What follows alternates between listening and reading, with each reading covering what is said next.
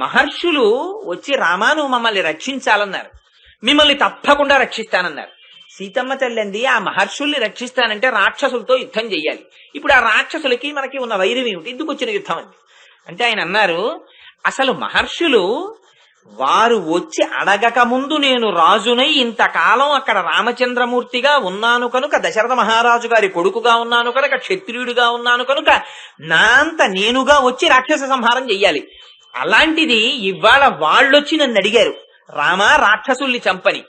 అడిగితే అప్పుడు కూడా నేను 14 ఏళ్ళ అరణ్యవాసానికి తాపసిగా వచ్చాను, ఇప్పుడు కుదరదని చెప్పనా?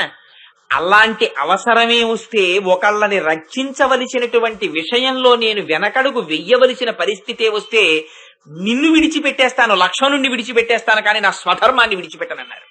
ఇది భగవంతుని యొక్క ఆర్తి. తననొక్కసారి పిలిస్తే చాలు రక్షించడం కోసం ఆయన సర్వకాలముల యందు సిద్ధంగా ఉంటాడు. దీనికి కాకాసురుడి కన్నా కూడా వృత్తాంతం ఇంకోటి ఉండదు. కాకాసురుడు చేసినంతటి అఘాయిత్యం నిజానికి రావణాసురుడు చేయలేదు. రావణాసురుడు సీతమ్మ తల్లిని అపహరించి తీసుకుని వెళ్లి అశోకవనంలో పెట్టాడంతే. కాకాసురుడు భయంకరమైన నేరం చేశాడు. అమ్మవారి వక్షస్థలం మీద వాలేడు, తన వాడి ముక్కుతో గాడవేశాడు, అమ్మవారి వక్షస్థలములో ఉన్నటువంటి మాంసాన్ని తిన్నాడు. ఆవిడ వక్షస్థలం నుంచి కారిన రక్తం రామచంద్రమూర్తి యొక్క నుదుటి మీద పడింది. పడి తడి తగలగానే ఆయన నిద్రలేచి, ఎవర్రా 5 తలల పాముతో ఆడుకుంటున్నవారని చెప్పి, కక్రీడతి సరోషేణ పంచభక్త్రేణ భోగిన వీక్షమాణస్తతస్థం వై వాయుసం సముదైచ్చత అని ఎవరు 5 తలల పాముతో ఆడుకుంటున్నవారని సీతమ్మ తల్లిని పంచముఖ గాయత్రిగా ఆవిడ స్వరూపాన్ని బయటపెట్టేశారు. అలాంటిది ఇంత అపచారం చేసిన కాకాసురుడి మీదకి దర్భ తీసి బ్రహ్మాస్త్రంగా వేశారు. వేస్తే ఆ కాకి ముల్లోకములు తిరిగింది. రాముడు బాణం వేస్తే మేము రక్షించలేమని అందరూ వదిలేశారు. తండ్రి ఇంద్రుడు కూడా వదిలేశాడు. ఆ కాకి స్వయంగా జయంతుడు, ఇంద్రుని యొక్క కుమారుడు. అప్పటికే 13 సంవత్సరాలు అయిపోయాయి. ఇంకొక సంవత్సరం ఉంటే రాముడు వెనక్కి వెళ్ళిపోతాడు. రాజ్యం పోయింది, ఆయనకి కోపం రాలేదు. తండ్రి పోయారు, ఆయనకి కోపం రాలేదు. జటాయువు చనిపోయాడు, ఆయనకి కోపం రాలేదు. అరణ్యవాసం చెయ్యవలసి వచ్చింది, ఆయనకి కోపం రాలేదు. మరి ఏమి చేస్తే కోపం వస్తుంది? ఎప్పుడు రావణాసురుణ్ణి సంహరిస్తాడు? లేకపోతే ఈ సంవత్సరం అయిపోతే ఆయన అయోధ్యకి వెళ్ళిపోతాడు. వెళ్ళిపోతే ఇంకా రామావతార ప్రయోజనం నెరవేరాలంటే రావణాసురుడు సంహరింపబడాలి. ఏమి చేస్తే కోపం వస్తుంది చూడడానికి జయంతుణ్ణి పంపించాడు ఇంద్రుడు. సీతమ్మ తల్లి జోలికి విడితే రాముడికి కోపం వస్తుందని తెలుసుకున్నారు. ఇందుచేత సీతమ్మ తల్లి జోలికి విడితే కోపం వచ్చింది ఆయనకి. అక్కడ అసలు రహస్యాన్ని సీతమ్మ తల్లి, అందుకే ఇది అభిజ్ఞానం అని చెప్పింది. హనుమ వచ్చి, అమ్మా నువ్వు నాతో రానంటున్నావు కదా, పోన్లే అమ్మా రాముడికి ఏదైనా గుర్తు చెప్తాను, ఓ గుర్తు చెప్పమ్మా అన్నారు. అంటే ఏదైనా మంచి గుర్తు చెప్పాలంతే కానీ ఇదిగో ఈ కాకాసుర వృత్తాంతం గుర్తు చెప్పింది. ఏమిటి ఈ కాకాసుర వృత్తాంతం చెప్పడం ఎందుకు అంటే, ఆవిడ రామచంద్రమూర్తి ఒడిలో తల పెట్టుకుని పడుకుని ఉండగా ఆ మాంసపు ఒరుగుల కోసం వచ్చినటువంటి కాకిని బెడ్డలు పెట్టి కొట్టింది. తన మొలనూలు తీసి వడ్డాణం తీసి కొట్టింది. అది కొడుతున్నంతసేపు రాముడు నవ్వుతూ అన్నారు, సీత కాకి మీద మొలనూలు విసిరావా అన్నారు.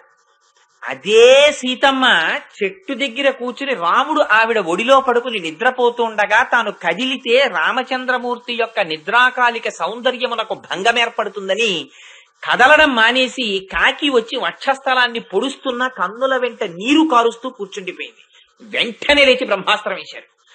మొలనూలు తీసి విసిరితే నవ్విన రాముడు తాను బ్రహ్మాస్త్రం వేయడం ఏమిటి అంటే, రాముని యందే మనసు పెట్టుకుని తనని తాను రక్షించుకోవడం మరిచిపోయి శరణాగత చేసినటువంటి భక్తుల్ని రక్షించడానికి బ్రహ్మాస్త్రం విడిచిపెట్టేశాడు.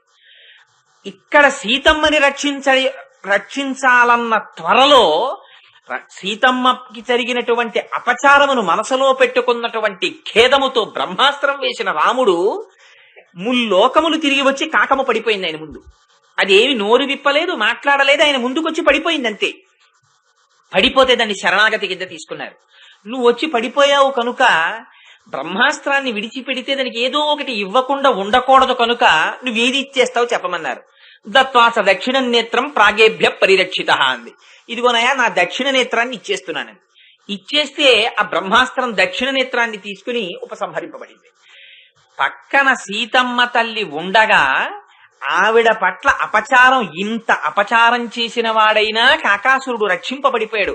రామచంద్రమూర్తి దగ్గరికి వచ్చి పడిపోయినంత మాత్రం చేత అంటే భగవంతుడికి కూడా ఎంత అపచారం చేసిన వాడు ఇవ్వనివ్వండి, ఒక్కసారి వెళ్ళి నోరు విప్పి మాట్లాడక్కర్లేదుట. కాకాసురుడు ఏం మాట్లాడాడు? వాడు చేసిన అపచారం కన్నా చేసేవాడు ఎవడు ఉంటాడు? ఇలా రెండు చేతులు కైమోడ్చి శిరస్సు వంచి ఇలా నిలబడితే చాలట స్వామి దగ్గర. అయ్యయ్యో, ఇంతకాలం నుంచి నేను వీడిని రక్షించలేకపోయానే, వీడంతటా వీడు నడిచొచ్చి నా ముందు నిలబడి కైమోడ్చి నమస్కరించాడా అని బెంగ పెట్టుకుని రక్షణ కోసమని పరుగు పరుగున వస్తాట స్వామి. ఇవాళ తల్లి ప్రస్తావన చేస్తున్నటువంటి ఆళ్వారుల పేరు నమ్మాళ్వార్. వీరిని వైష్ణవ సాంప్రదాయంలో చాలా విశేషమైనటువంటి గౌరవాన్ని పొందినవారాయన. ఆ నమ్మాళ్వారి యొక్క చరిత్ర చాలా ఆశ్చర్యంగా ఉంటుంది. నిజంగా అసలు నమ్మాళ్వార్ అన్న ఒక్క సబ్జెక్టు మీద మాట్లాడడానికి ఒక వారం రోజులు పడుతుంది, అంత గొప్ప ఆళ్వార్ ఆయన. ఎందుచేత అంటే మధుర కవి అని వేరొక ఆళ్వారు ఉన్నారంటే ఆయన్ని 10 మంది ఆళ్వారులలో చేర్చలేదు, 12 ఆళ్వారులలో చేర్చారు. ఆండాళ్ళని, ఆ తర్వాత మధుర కవిని. ఆ మధుర కవి ఆళ్వారు ఉత్తర భారతదేశంలో ఉన్నారు ఒకప్పుడు. ఉన్నప్పుడు అయోధ్య పట్టణంలో ఉండగా ఒక రోజు రాత్రి ఆయన తన కుటీరంలోకి వెళ్లబోతూ ఆకాశం వంక చూశారు. చూస్తే ఆకాశంలో ఏదో వింతైనటువంటి కాంతి కనపడింది. బహుశా పక్క ఊరేదో కాలిపోతోంది అనుకున్నారు ఆయన. ఆ మరునాడు మళ్ళీ తన కుటీరంలోకి వెళ్లబోతూ ఆకాశం వంక చూశారు. ఏదో దివ్యమైనటువంటి కాంతి కనపడింది. ఏమిటి కాంతి? నిన్న కనపడింది, ఇవాళ కనపడిందని ఆ కాంతి చేత ఆకర్షింపబడ్డారు. అసలు ఈ కాంతి ఏదో తెలుసుకోవాలని బయలుదేరితే పగటిపూట రాత్రిపూట ప్రయాణం చేస్తుండేవారు. ఆ కాంతిని అనుసరించి పగటిపూట ఆ వెళ్లడంలో అనేకమైనటువంటి క్షేత్రాల దర్శనం చేసుకుంటూ వెళ్ళిపోతున్నారు. అలా వెళ్ళగా వెళ్ళగా వెళ్ళగా వెళ్ళగా చిట్ట చివరికి దక్షిణ భారతదేశంలో ఉన్నటువంటి శ్రీరంగం దగ్గర ఉన్న ఒక ఊరు చేరుకున్నారు. చేరుకున్న తరువాత ఇంకా కాంతి కనపడడం మానేసింది. ఆయన ఆశ్చర్యపోయారు. ఏమిటిది, ఇప్పటి వరకు కనపడినటువంటి కాంతి ఇంకా కనపడలేదు, ఈ ఊరు వచ్చిన తరువాత మానేసిందని అటుగా వెళ్ళిపోతున్న ఒక వృద్ధుణ్ణి పిలిచి ఆయన అడిగారు, మీ ఊళ్ళో చూడవలసిన వింతలు ఏమైనా ఉన్నాయా అని అడిగారు. అడిగితే ఆయన అన్నారు, వింతలలోకెల్లా వింత ఒకటి ఉందయా. తల్లి కడుపు నుంచి పుట్టిన దాదిగా ఈనాటి వరకు పాలు కాని ఏదీ తాగనివాడు, ఆనాటి నుంచి ఈనాటి వరకు చింత చెట్టు తొర్రలో ఉండి అనుష్ఠానము చేసుకుంటున్నవాడు, బ్రహ్మానుభవమును పొందినవాడు ఒక మహాపురుషుడు ఉన్నాడు మా ఊళ్ళో. ఆయన అదిగో చింత చెట్టు యొక్క తొర్రలో ఉన్నారు, వెళ్ళి చూడమన్నారు. సరే, ఆయన నడిచి వచ్చి ఆ చింత చెట్టు తొర్రలో ఉన్నటువంటి స్వామిని చూశారు. చూస్తే ఆశ్చర్యం ఏమైందంటే ఆయన వచ్చి ఇలా చూడగానే ఇన్నాళ్ల నుంచి ఆయనకి ఆకాశంలో కనపడుతున్నటువంటి కాంతి ఈ చింత చెట్టు తొర్రలో ఉన్నటువంటి మూర్తిలోకి ఉపసంహారమైనట్లు కనపడింది. ఓహో, నాకు కనపడుతున్నటువంటి దివ్యమైన దీప్తి మహాపురుషుడే అనుకున్నారు. ఆయన అంతర్ముఖులై ఉన్నారు. ఆయన్ని ఎలా బయటికి తీసుకురావాలని ఆలోచించారు. అదే ఆ ఆళ్వారిని ఇవాళ పాశురంలో అమ్మవారు పిలుస్తోంది, అందుకే అంత జాగ్రత్తగా పిలవడం. ఆయన దగ్గరికి వెళ్లి మధుర కవి ఒక రాతిని విడిచిపెట్టారు. ఆ రాయి కింద పడి చప్పుడైంది. ఆ చప్పుడుకి ఆయన మెల్లమెల్లగా బహిర్ముఖులయ్యారు. బహిర్ముఖులైన తర్వాత ఇంత బ్రహ్మజ్ఞానం అనుభవిస్తున్నాడు కనుక ఈయన్ని ఒక ప్రశ్న వెయ్యాలనుకున్నారు. సరే, అది వేదాంతానికి సంబంధించినటువంటి ఒక చిత్రమైనటువంటి ప్రశ్న ఒకటి వేశారు. ఆయన అంతే చిత్రమైన జవాబు చెప్పారు. సరే, ఇప్పుడు నమ్మాళ్వారు అన్నది సబ్జెక్ట్ కాదు కాబట్టి అంత లోతుగా నేను వెళ్ళడం లేదు. ఆ చిత్రమైన జవాబు విని వెంటనే ఈయన సాష్టాంగం చేసి, నీ వంటి మహాపురుషుడి కోసమే నేను ఇంతకాలంగా వెతుకుతున్నాను, నాకు ఇన్నాళ్లకి గురువు లభించాడు అన్నారు. ఆయన పేరే నమ్మాళ్వార్. ఆయనకే అనేకమైనటువంటి పేర్లున్నాయి. ఆయన్ని శఠకోపులు అని పిలుస్తారు వైష్ణవ సాంప్రదాయంలో. శఠకోపులంటే మనందరికీ శఠమని ఒక వాయువు పట్టుకుంటూ ఉంటుంది. ఆ వాయువు ఎప్పుడు పట్టుకుంటుందంటే తల్లి కడుపులో ఉండగా మనకు ఒకసారి పూర్వజన్మ స్మృతి ఉంటుంది. ఇంతకు ముందు ఎన్ని కోట్ల జన్మలు అనుభవించామో కళ్ళ ముందు ఒక్కసారి సినిమా రీల్ తిరిగినట్టు తిరుగుతుంటుంది. తిరిగితే ఇన్ని ఉపాధులు పొంది ఇంతమందితో సంబంధం పెట్టుకుని ఇంతమందికి భార్యో భర్తో తల్లో తండ్రో పిల్లాడో పిల్లో అన్నో తమ్ముడో అక్కో చెల్లెలో ఇన్ని సంబంధాలు పెట్టుకున్నా ఎవ్వరి వల్ల నేను ఉద్ధరింపబడలేదు అని ప్రార్థన చేస్తాడు. స్వామి, ఇంకొక అవకాశం ఇయ్యి, నన్ను బయటికి తోసేయి, నేను ఈ మాట నీ పాదములు విడిచిపెట్టనంటాడు. అంటే స్వామి ప్రసూతి వాయువై బయటికి తోసేస్తారు. తోసేస్తే భూమి మీద పడగానే శఠమనేటటువంటి వాయువు వచ్చి పట్టుకుంటుంది. ఈ వాయువు పట్టుకోగానే ఆ పూర్వజన్మ స్మృతి పోతుంది. అందుకని ఆ శఠమునకు కాబట్టి దేవాలయానికి వస్తే శఠారి పెట్టండి అని పెట్టించుకుంటారు. ఆ శఠారి తల మీద పెట్టించుకుంటే మళ్ళీ ఒక్కసారి తాను అసలు ఈ శరీరంతో ఈ భూమండలం మీదకి ఎందుకు వచ్చాడో జ్ఞాపకం వస్తుంది, ప్రయోజనం. భగవంతుణ్ణి పొందడానికి వచ్చాననేటటువంటి స్మృతిని పొందడానికి ఆ పాదుకలని శఠారి అన్న పేరుతో పెట్టించుకుంటారు. నమ్మాళ్ళవారు వారు కూడా తల్లి కడుపులోంచి బయటికి రాగానే అసలు నమ్మాళ్ళవారు జననమే చాలా చిత్రంగా జరిగింది. ఎందుకంటే క్యారియర్ అనేటటువంటి పేరు కలిగిన తండ్రి గారు ఆయన భార్యతో కలిసి పిల్లలు లేక ఒక దేవాలయానికి వెళ్ళారు. శ్రీ మహావిష్ణువు యొక్క దేవాలయానికి వెళ్ళి ప్రకటంగా ప్రార్థన చేశారు, నాకు వంశోద్ధారకుడైన కుమారుడు కావాలని. వెంటనే శ్రీ మహావిష్ణువు అక్కడ ఉన్నటువంటి అర్చక స్వామిని ఆదేశించారు. ఆయన నోటి వెంట మాట వచ్చింది, వేరొకరేమిటి, నేనే నీ కడుపున కొడుకుగా పుడుతున్నాను అన్నారు. సరే, దీని వెనకాతలు ఇంకా చాలా పెద్ద కథ ఒకటి జరిగి ద్రవిడ భాషని ఉద్ధరించవలసినటువంటి అవసరం ఒకటి కలిగింది. ఒకనాడు శ్రీమన్నారాయణుడు వరమిచ్చి ఉన్నారు అలాగా, అది నమ్మాళ్ళవారితో చేయించాలనుకున్నారు. అనుకుని ఆ తల్లి కడుపున ఆయన ఆవిర్భవించారు. కానీ పుట్టినది మొదలు ఆయన ఎన్నడూ తల్లి పాలు తాగలేదు, ఏడవలేదు, నవ్వలేదు, మాట్లాడలేదు. ఆ పిల్లవాడిని తీసుకుని బెంగ పెట్టుకున్నారు తల్లిదండ్రులు. ఏమిటో ఇంత వరమిచ్చాడు పరమాత్మ, వీడు తల్లి పాలు తాగడు, శుష్కించిపోతున్నాడు, నవ్వడు, ఏడవడు, మాట్లాడడు, కదలడు, అలా ఉంటాడు. సరే, భగవంతుడిచ్చినటువంటి వరం ఆయనే చూసుకుంటాడనుకున్నారు. 12వ రోజు వచ్చేసింది, అశౌచం తీరిపోయింది. ఆ పిల్లవాడిని తీసుకుని ఆదినాథుడు అనేటటువంటి పేరు కలిగిన శ్రీ మహావిష్ణువు దేవాలయం ఉంది ఆ ఊళ్ళో. ఆ ఆలయానికి తీసుకెళ్లి ఆ పిల్లవాడిని స్వామికి చూపించి, స్వామి ఈ పిల్లవాడిని ఏమి చేసినా నీదే రక్ష అని అక్కడ ఎదురుగుండా ఓ చింత చెట్టు ఒకటి ఉంటే ఆ చింత చెట్టు కూడా ఆదిశేషుడు వచ్చేట, నమ్మాళ్ళవారు వారు వస్తున్నారని వచ్చి అది తన శాఖలతో కొన్ని 100 మందికి నీడనివ్వగలిగినటువంటి చెట్టు. ఆ ఆదిశేషుడే చింత చెట్టుగా వెలిస్తే ఆ చెట్టుకు ఉయ్యాల కట్టి అందులో ఆ పిల్లవాడిని పడుకోబెట్టి ఇంక ఈ పిల్లవాడిని మన ఇంటికి తీసుకెళ్లి చేసేది కనపట్టలేదని ఆ ఉయ్యాల్లో విడిచిపెట్టి వెళ్లారు. ఆ పిల్లవాడు మెల్లిగా ఉయ్యాల్లోంచి దిగి ఆ చింత చెట్టు తొర్రలోకి వెళ్లి కూర్చున్నాడు. ఆయన ఎప్పుడూ ఎవరితోనూ మాట్లాడలేదు, అందులో కూర్చుని ఉండేవారంతే. కూర్చుని పుట్టిన దగ్గర నుంచి ఆయన బ్రహ్మానందాన్ని పొందుతూ ఉండిపోయారు. ఇది ఎలా చేశారు, ఎందుకు చేశారంటే మనకి తెలియదు. ఇది మనం నోటితో చెప్పడానికి వాక్కు అందేది కాదు, ఆయన కారణ జన్ములు. అందుకే మిగిలిన ఆళ్వార్ల కన్నా నమ్మాళ్ళవారికి ఒక ప్రత్యేకత ఇస్తారు వైష్ణవ సాంప్రదాయంలో. మిగిలిన వారు ఏదో ఒక ఆయుధము యొక్క అంశ, నమ్మాళ్ళవారికి ఒక్కరికి వైష్ణవ సాంప్రదాయంలో ఒక ప్రత్యేకమైనటువంటి గౌరవవాచకం ఉంది, ఆచార్య అని పిలుస్తారండి. ఆయన తిరువాయిమొళి అనేటటువంటి పరమ పవిత్రమైనటువంటి గ్రంథాన్ని ఒకటి ఇచ్చారు. అది ఇంచుమించుగా వేదముల యొక్క సారము అని నమ్ముతారు వైష్ణవ సాంప్రదాయంలో ఉన్నవాళ్ళు.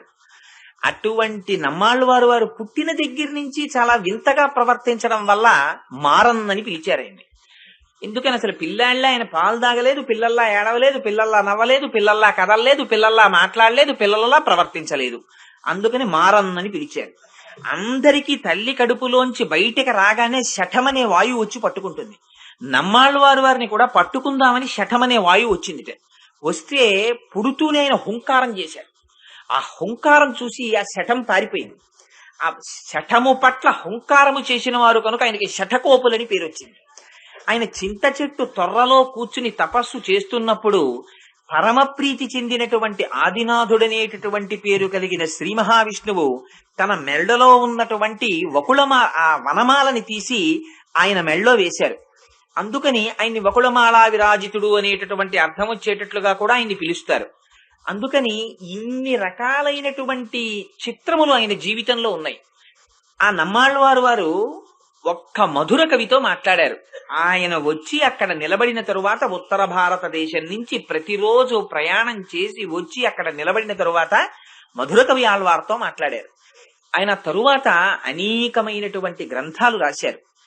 అవి సాక్షాత్తుగా వేదముల యొక్క సారమే అందులో నిక్షిప్తము చేశారు అని వైష్ణవ సాంప్రదాయములో ఉండేటటువంటి పెద్దలందరూ విశ్వసించి అవి ప్రపన్నులకు శరణ్యములు అని విశ్వసిస్తారు.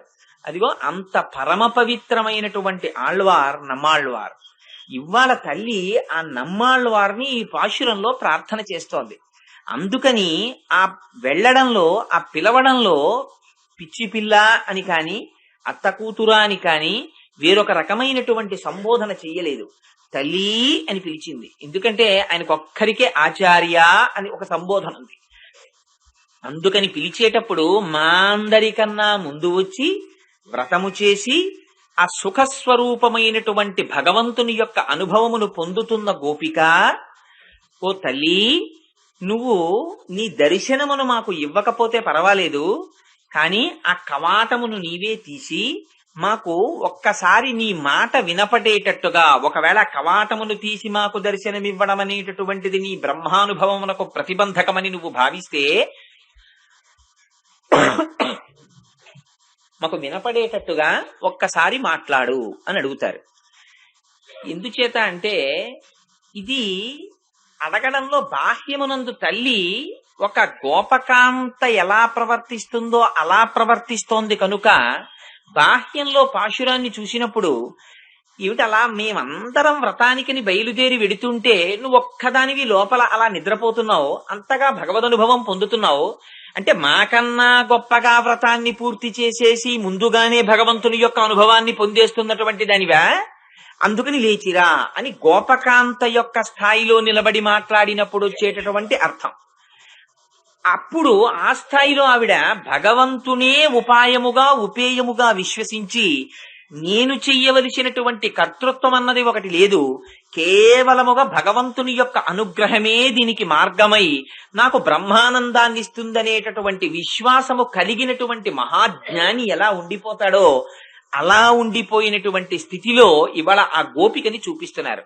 బాహ్యమునందు ఇంకా లోపలికి వెడితే నమ్మాళ్ళు వారు పుట్టుకతోని బ్రహ్మానందాన్ని అనుభవిస్తూ ఉండిపోయినటువంటి వ్యక్తి ఆయన నోరు విప్పి మాట్లాడడమే శ్రీరామరక్ష అయినట్టుగా, ఆయన నోరు విప్పి మాట్లాడడమే మనందరికీ గొప్ప మార్గదర్శకమైనట్టుగా ఇవాళ ఆ గోపికని తల్లి నువ్వు నోరు విప్పి మాట్లాడు. ఎందుకని అటువంటి వారి యొక్క దర్శనమివ్వడము, వారు మనని చూడడము, వారిని మనము చూడడము విడిచిపెట్టండి.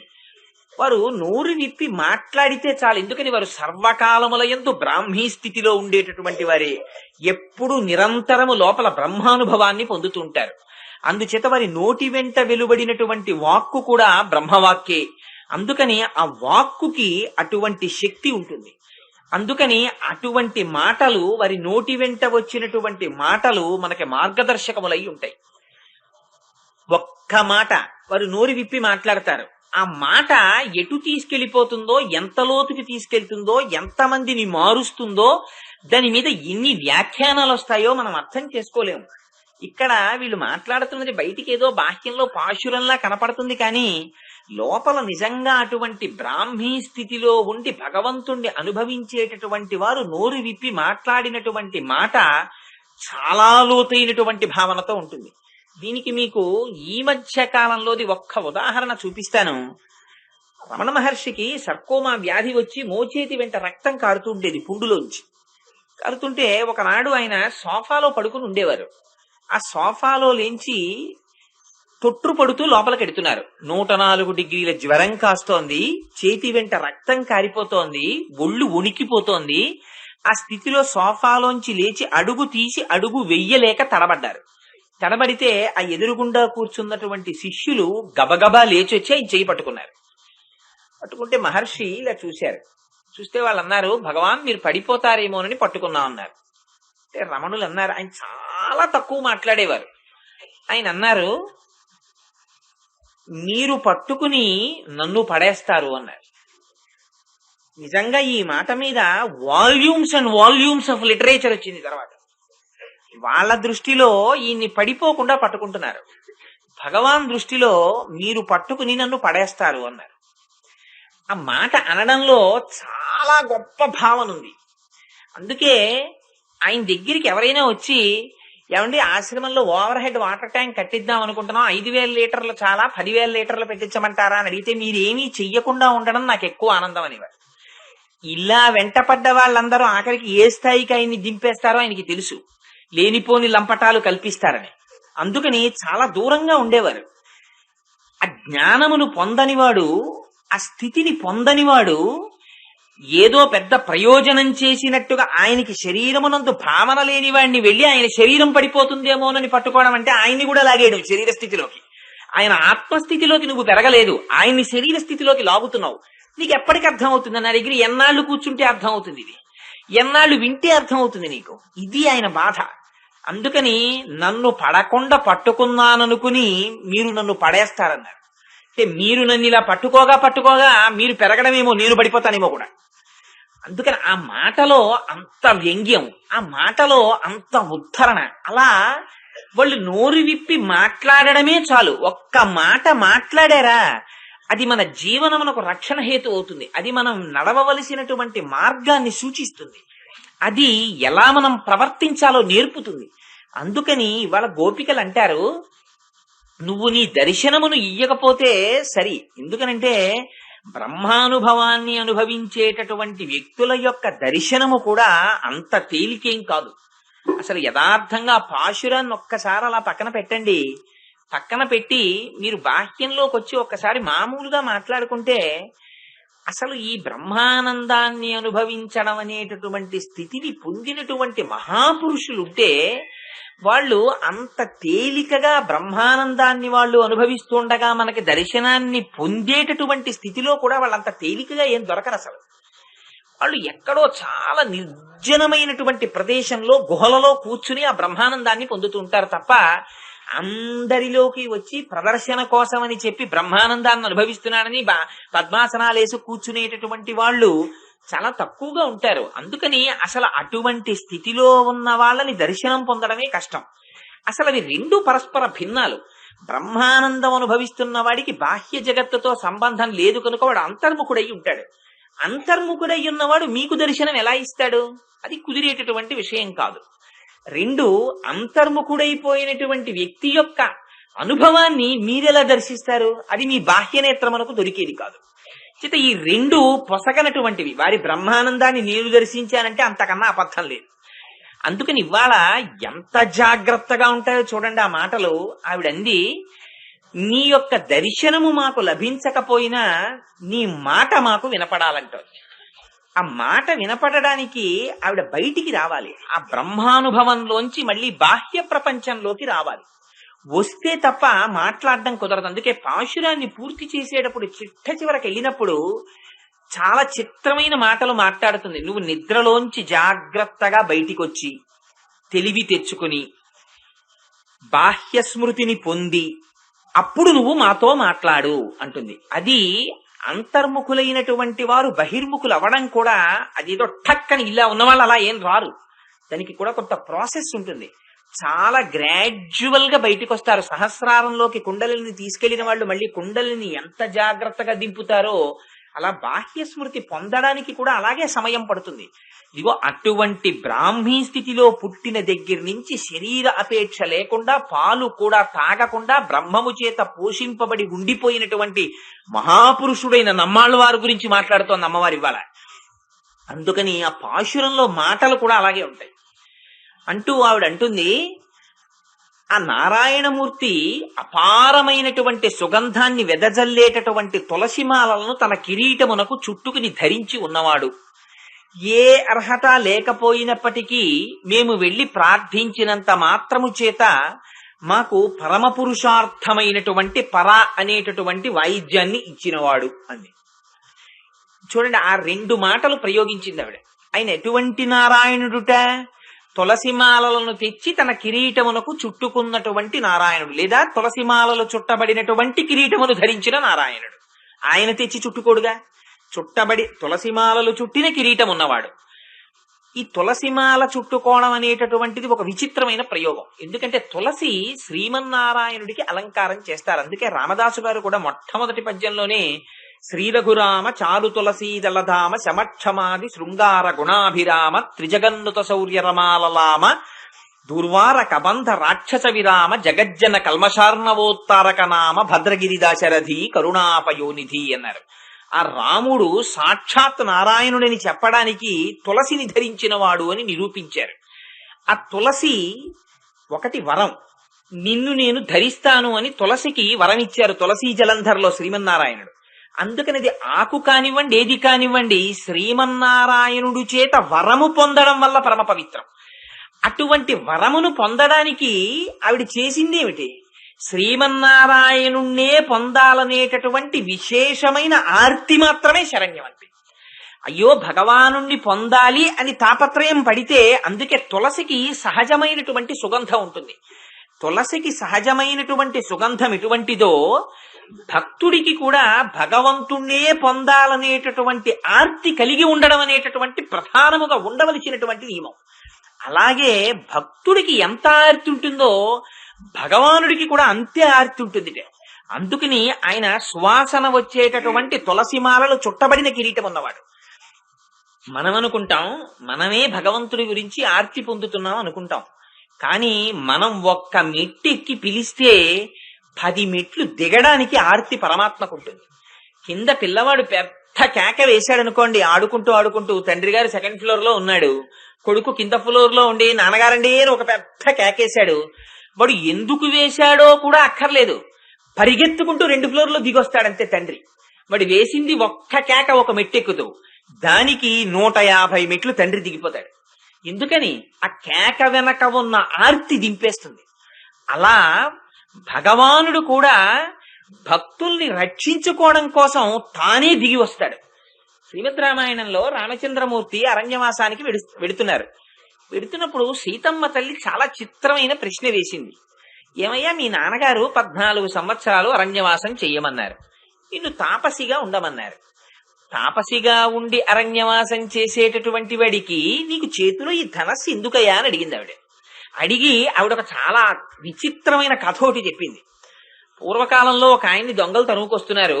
వెనక నుంచి తరుముకొస్తుంటే ఆర్తితో పరిగెత్తాడు. అది ఎందుకు పరిగెత్తాడు? అసలు అక్కడ తపస్సు చేస్తున్న మహర్షి తపస్సుని పాడు చేయడానికి వచ్చాడు ఇంద్రుడు. అలాగే పరిగెత్తుకుంటూ వచ్చి, అయ్యా నన్ను వెనకాతలు ఎవరో తరుముకొస్తున్నారండి, నేను మళ్ళీ వచ్చి తీసుకుంటాను, నేను వచ్చే వరకు ఈ కత్తి మీ దగ్గర పెట్టండి అని ఆ కత్తి అక్కడ పెట్టి పారిపోయాడు. అలాగే లేవయ్యా నా కత్తి పాపం తీసుకున్నాడు ఆ ఋషి. తీసుకుని కూర్చున్నాడు. ఆయన మళ్ళీ వచ్చినప్పుడు ఆ కత్తి ఇచ్చేద్దాం అనుకున్నాడు. తపస్సు చేసుకుంటూ ఉండేవాడు. మధ్య మధ్యలో గుర్తొచ్చేది, మళ్ళీ ఆయన వచ్చినప్పుడు కత్తి ఇచ్చేయాలి, బాగుండదని చెప్పి కత్తి ఉందో లేదో చూసుకుంటూ ఉండేవాడు. ఆ కత్తి మెల్లిమెల్లిగా ఏమిటంటే ఎవరు వచ్చి పట్టుకుపోతారో ఏ చెట్టు కొట్టుకోవడానికో అని ఆ కత్తి తీసి ఆసనం కింద పెట్టుకున్నాడు. పెట్టుకుని తపస్సు 2-3 గంటలు అయిపోగానే ఒకసారి కత్తి ఉందో లేదో ఎత్తి చూసుకుంటూ ఉండేవాడు.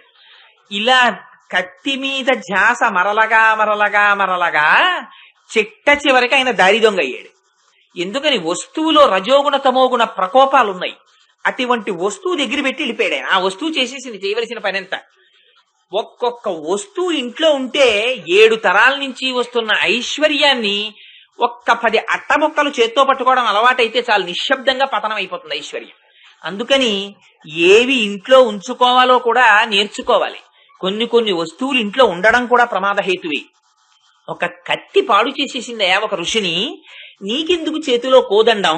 ఈ కోదండం పట్టుకున్న దగ్గర నుంచి నీకు అప్పుడప్పుడు బాణాలు వెయ్యాలని, వాడు మంచివాడని వీడు చెడ్డవాడని వీడు రాక్షసుడిని ఒక ఊహొస్తుంటుంది. ఇవి నిష్కారణమైన శత్రుత్వాలు అవి పెంచుతాయి. ఎందుకు ఏదో వచ్చాం హాయిగా 14 ఏళ్ళు అరణ్యంలో గడిపేసి మన అయోధ్యగా మనం వెళ్ళిపోతే వదిలిపోయి నీకు ఎందుకయ్యా ఇదని అడిగింది ఆవిడ. అడిగితే రామచంద్రమూర్తి అక్కడ చెప్పారు లక్షణాన్ని. ఆయన అన్నారు, నేను సహజంగా క్షత్రియుణ్ణి, నేను అరణ్యమునకు రాని ఎక్కడికి వెళ్ళని, రక్షణ నా ప్రథమ కర్తవ్యం. ఆర్తితో ఎవరు రామా అని పిలిచినా నేను రక్షణకి ముందు నిలబడతాను.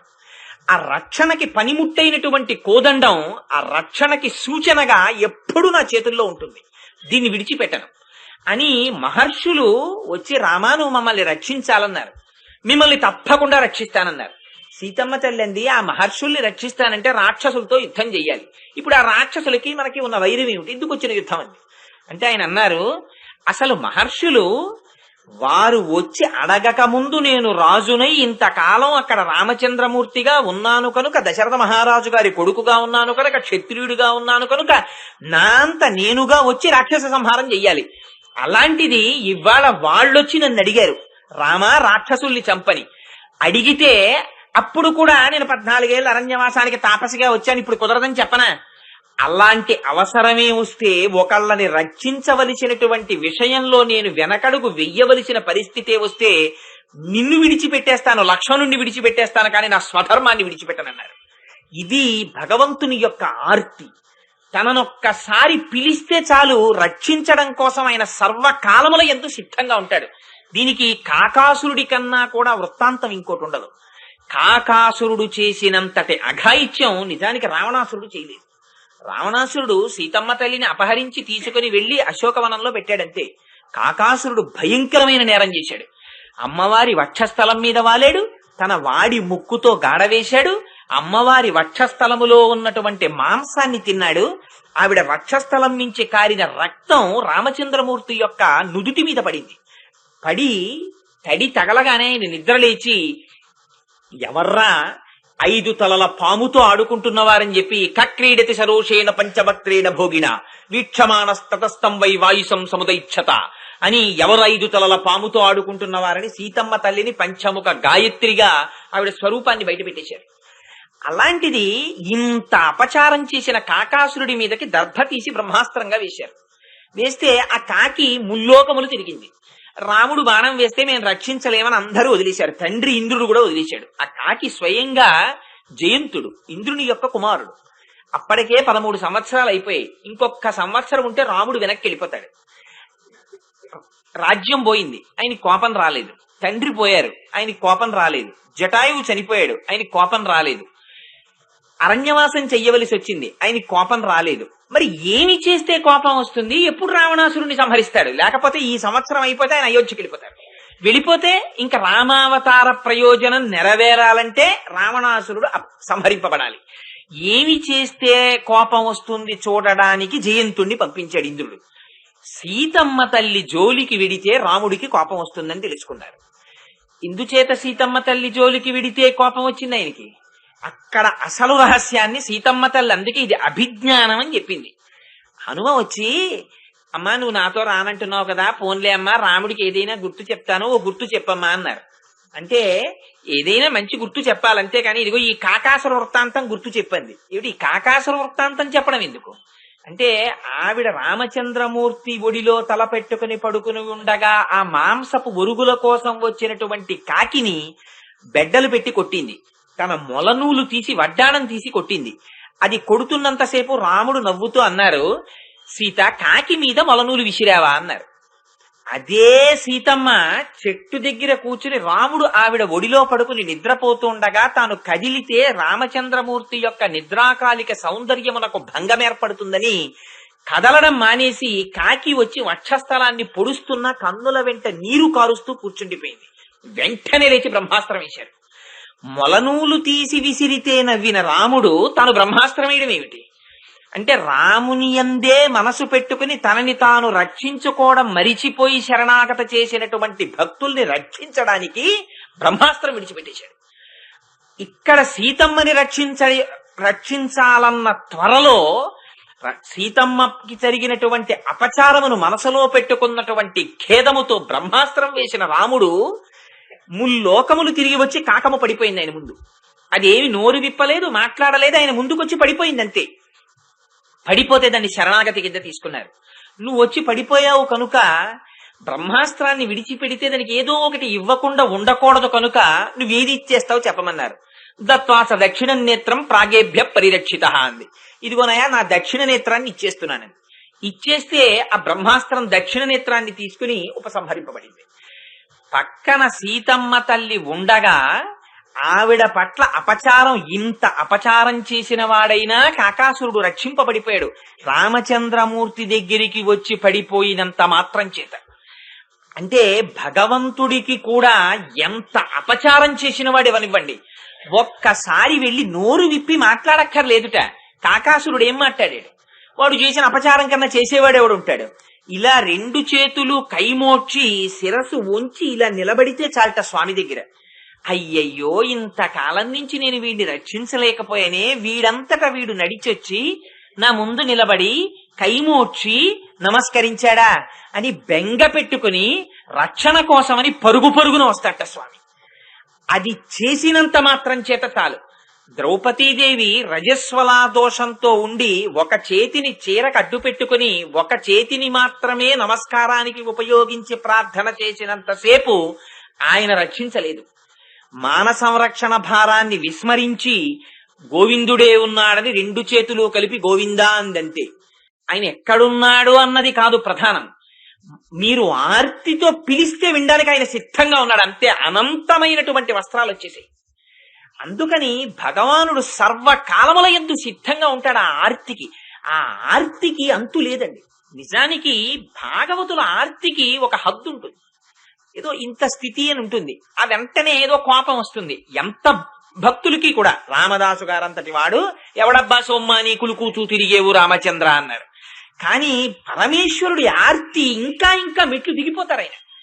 ఎంత మెట్లు దిగిపోతారంటే మీకు ఒక్క ఉదాహరణ చెప్తాను. పురంధరదాసు గారిని ఒక భక్తుడు ఉండేవాడు. ఆయనకి ప్రతిరోజు చంద్రభాగా నది ఒడ్డున ఉండగా బాగా ముసలివారు అయిపోయారు, పండరీపురంలో ఉండేవారు. పాండురంగడికి సుప్రభాతం చేస్తుంటే వెళ్లి దర్శనం చేసుకోవడం ఆయనకి అలవాటు. ఆయన దగ్గర ఓ శిష్యుడు ఉండేవాడు అప్పన్న అని. ఈయన ప్రతిరోజు పాపం పుండరీకుడు వృద్ధుడైపోయాడు కదా అని చెప్పి పురంధరదాస్ గారి కోసమని వేడినీళ్లు తెచ్చి పెట్టేవాడు. ఆ వేడినీళ్లు స్నానం చేసి వెళ్లేవారు. ఓ రోజున ఈ అప్పన్న ఎందుకో వేడినీళ్లు తేవడం ఆలస్యమైంది. ఆయన ఎటో వెళ్ళాడు. సుప్రభాతానికి వేళ మించిపోతోంది. అప్పన్న అప్పన్న అని అరుస్తున్నారు. అయ్యో అరుస్తున్నాడు, పాపం నా దగ్గరికి రావాలని ఆర్తి పొందుతున్నాడని పరిగెత్తుకుని వెళ్లి ఆ పాండురంగడే వేడి నీళ్లు తెచ్చి అక్కడ పెట్టాడు. పెడితే ఇంతసేపు ఎక్కడికి పోయావురా వేడి నీళ్లు ఇవ్వకుండా జుత్తు పట్టి వంచి వీపు మీద ఒక్క దెబ్బ కొట్టారు. కొడితే వీపు తడువుకుంటూ వెళ్ళిపోయాడు మహానుభావుడు. ఈయన వేడి నీళ్లు స్నానం చేసి పాండురంగడి దర్శనానికి వెళ్లారు. వీపు వాచిపోయి ఇంత పెరిగిపోయి ఉంది. మహానుభావుడు యోగులు దర్శనం చేద్దామంటే దొరకని వాడిని జుత్తు పట్టి వంచి వీపు మీద కొట్టేశారు భక్తులు. కొట్టేస్తే ఇక్కడ దెబ్బ తగిలి వాచిపోయింది. ఏమిటి పాండురంగడికి వీపు వాచిపోయిందని అర్చకులు ఆశ్చర్యపోతున్నారు తలుపులు తెరిచి. అప్పుడు నన్ను పురంధరదాసు కొట్టేశాడయా వేడి నీళ్లు పట్టుకెడితే అన్నారు. అయ్యో స్వామి అప్పన్న. ఆ తర్వాత అప్పన్న వచ్చాడు. వస్తే ఎరా ఇంతసేపు ఎక్కడికి పోయావు, ఇంత ఆలస్యంగా వేడి నీళ్లు పెట్టావంటే అసలు నేను ఎప్పుడు పట్టుకొచ్చాను వేడి నీళ్ళు అన్నాడు. అందుకని అంతవరకు ఎందుకండి, మీకు ఒకే దృష్టాంతం. వెంకటేశ్వర స్వామి వారు లేరు ఇక్కడే గుళ్ళో. ఆయన గడ్డం మీద ఉంటుంది గంధంతో ఓ ముద్ర. ఇందుకు ఇక్కడ గంధంతో ముద్ర ఎందుకు అంటే, తిరుమల కొండల మీద అనంతాచార్యుల వారు ఉండేవారు. రామానుజాచార్యుల వారు ఆ రోజుల్లో తిరుమల కొండ మీద ఎవరు ఉండేవారు కాదు. ఎందుకంటే చలి భయం. ఎవ్వరూ వెళ్ళకపోతే స్వామివారికి పుష్పకైంకర్యం జరగట్లేదని ఒకసారి శిష్యులతో మాట్లాడుతూ, తిరుమల వెళ్లి ఎవరైనా కొండ మీద కాపరం ఉండి పుష్పవాటికిని పెంచి పుష్పాలని గుచ్చి మాలలో స్వామికి సమర్పిస్తారా అని అడిగారు. అడిగితే ఈ అనంతాచార్యుల వారు అప్పటికే పాపం కొంచెం పెద్దవారు. ఆయన అన్నారు, నేను వెడతాను అన్నారు. ఎందుకు ఎడతానంటే నాకు వెంకటేశ్వర స్వామి వారి మీద భక్తి ఏం కాదు, నాకు మా గురువు గారు రామానుజాచార్యుల వారి మీద భక్తి. ఆయన అడిగారు, అందుకు నేను పెడతానన్నారు. అంటే రామానుజాచార్యుల వారు అన్నారు, సరే ఎందుకు పెడతానన్నావు కదా, వెళ్ళి ఆ కొండ మీద ఉండి పుష్పమాలలు తయారు చేయన్నారు. ఈయన వెళ్ళారు. వెళ్ళవన్నీ రాళ్లు బండలు, పెద్ద నీళ్ళవి ఉండేవి కావు. ఆ కొండ తవ్వుతున్నారు. ఆ భార్య గర్భిణి. ఆవిడ పాపం వచ్చి ఈయన తవ్వినటువంటి మట్టి రాళ్లు తీసుకెళ్లి పక్కన పోసి మొక్కలు వేయడానికి వీలుగా చదును చేసుకుంటుంటే చూశారు వెంకటేశ్వర స్వామి వారు. అయ్యో నాకు పూల మొక్కలు నాటడం కోసం, పువ్వుల కోసం గర్భిణీ భార్య పెద్ద ఆయన ఇంత కష్టపడుతున్నారని పాపం ఆయనే ఓ పిల్లాడి రూపంలో గబగబా వచ్చి తాత నేను పట్టుకెళ్తాను మట్టి అన్నారు. ఈయన పాపం అలిసిపోయి ఉన్నారేమో, నువ్వెక్కడి నుంచి వచ్చావురా, ఓ పక్క నుంచి మా ఆవిడ్ని మట్టి తీసుకెళ్ళమంటే మధ్యలో ఈ పనిపాడు చేయడానికి నువ్వోడివా, వెళ్ళన్నారు. అంటే పాపం ఈవిడ గర్భిణి అలా మోస్తోంది మట్టి. ఆయన అన్నారు, అమ్మా ఆయనకి చెప్తే అలాగో వింటలేదు, నువ్వు కూర్చో అమ్మా, నేను వెళ్ళి పట్టుకొచ్చేస్తాను ఆ మట్టిని. ఈయన మట్టి తీసి ఈ గిన్నెలో పోస్తున్నారు. ఈ పిల్లవాడు కనపడకుండా వెనక నించుని ఖాళీ గిన్నె అటు తోసి నిండు గిన్నె పట్టుకుని వెళ్ళిపోతున్నాడు. ఏమిటి ఈవిడ చాలా తొందరగా వచ్చేస్తోంది మట్టి ఎట్టుకునని ఓసారి ఇలా చూశారు అనంతార్యుల వారు. చూసేటప్పటికి ఈ పిల్లాడు మళ్ళీ కనపడ్డాడు. ఏరా నిన్ను పొమ్మన్నాను మళ్ళీ వచ్చావా అని, చేతిలో గుణపం ఉంది తవ్వుతున్న గుణపం, ఆ గుణపం పెట్టి మళ్ళీ వచ్చావా అని ఇలా అన్నారు. అంటే గుణపం వచ్చి గడ్డానికి కొట్టుకుంది. గడ్డం బద్దలై రక్తం కారుతూ వెళ్ళిపోయారు. ఏవో పిల్లవాడు రక్తం కారింది అనుకున్నారు, వెళ్ళిపోయాడు. సాయంకాలం అనంతాచార్యుల వారు గుళ్ళోకి వెళ్ళారు. వెళ్ళేటప్పటికి గడ్డం పగిలిపోయి ఇంత వాచిపోయి కనపడ్డారు వెంకటేశ్వర స్వామి వారు. కనపడితే అర్చకులు ఆశ్చర్యపోయి, ఇదేమిటి స్వామి ఆ గడ్డం ఏమిటి అంత వాచిపోయిందన్నారు. అంటే అనంతాచార్యులు తోట వేస్తుంటే వెళ్లి సహాయం చేద్దామని వెళ్ళానయ్యా, గుణపం పెట్టి కొట్టాడు, ఇంత వాచిపోయింది. కానీ నా దర్శనానికి వచ్చినటువంటి భక్తులందరూ ఓసారి నా గడ్డం మీదున్న మచ్చ చూసి అనంతాచార్యులు వారు గుణపంతో స్వామివారిని కొట్టాడని నేను చెప్పుకుంటుంటే నా భక్తుడి పేరు విని నేను మురిసిపోతానయ్యా, అందుకని నాకు ఇక్కడ గంధంతో మచ్చ పెట్టండి అన్నారు. ఆనాటి నుంచి ఈనాటి వరకు వెంకటేశ్వర స్వామి వారి గడ్డం కింద గంధంతో మచ్చ ఉంటుంది. ఎంత భక్త సులభుడండి ఆయన. ఆయన మన కోసం దెబ్బలు సక్కుబాయి కోసం మొగుడి పెళ్ళం వేషం వేశాడు మహానుభావుడు. ఎన్ని కష్టాలు పడ్డాడో ఆయనతో సంసారం చేయడానికి. ఇటు పరమాత్మ ఏమిటి, భార్య వేషం వేసి భర్తతో సంసారానికి రావడం ఏమిటి.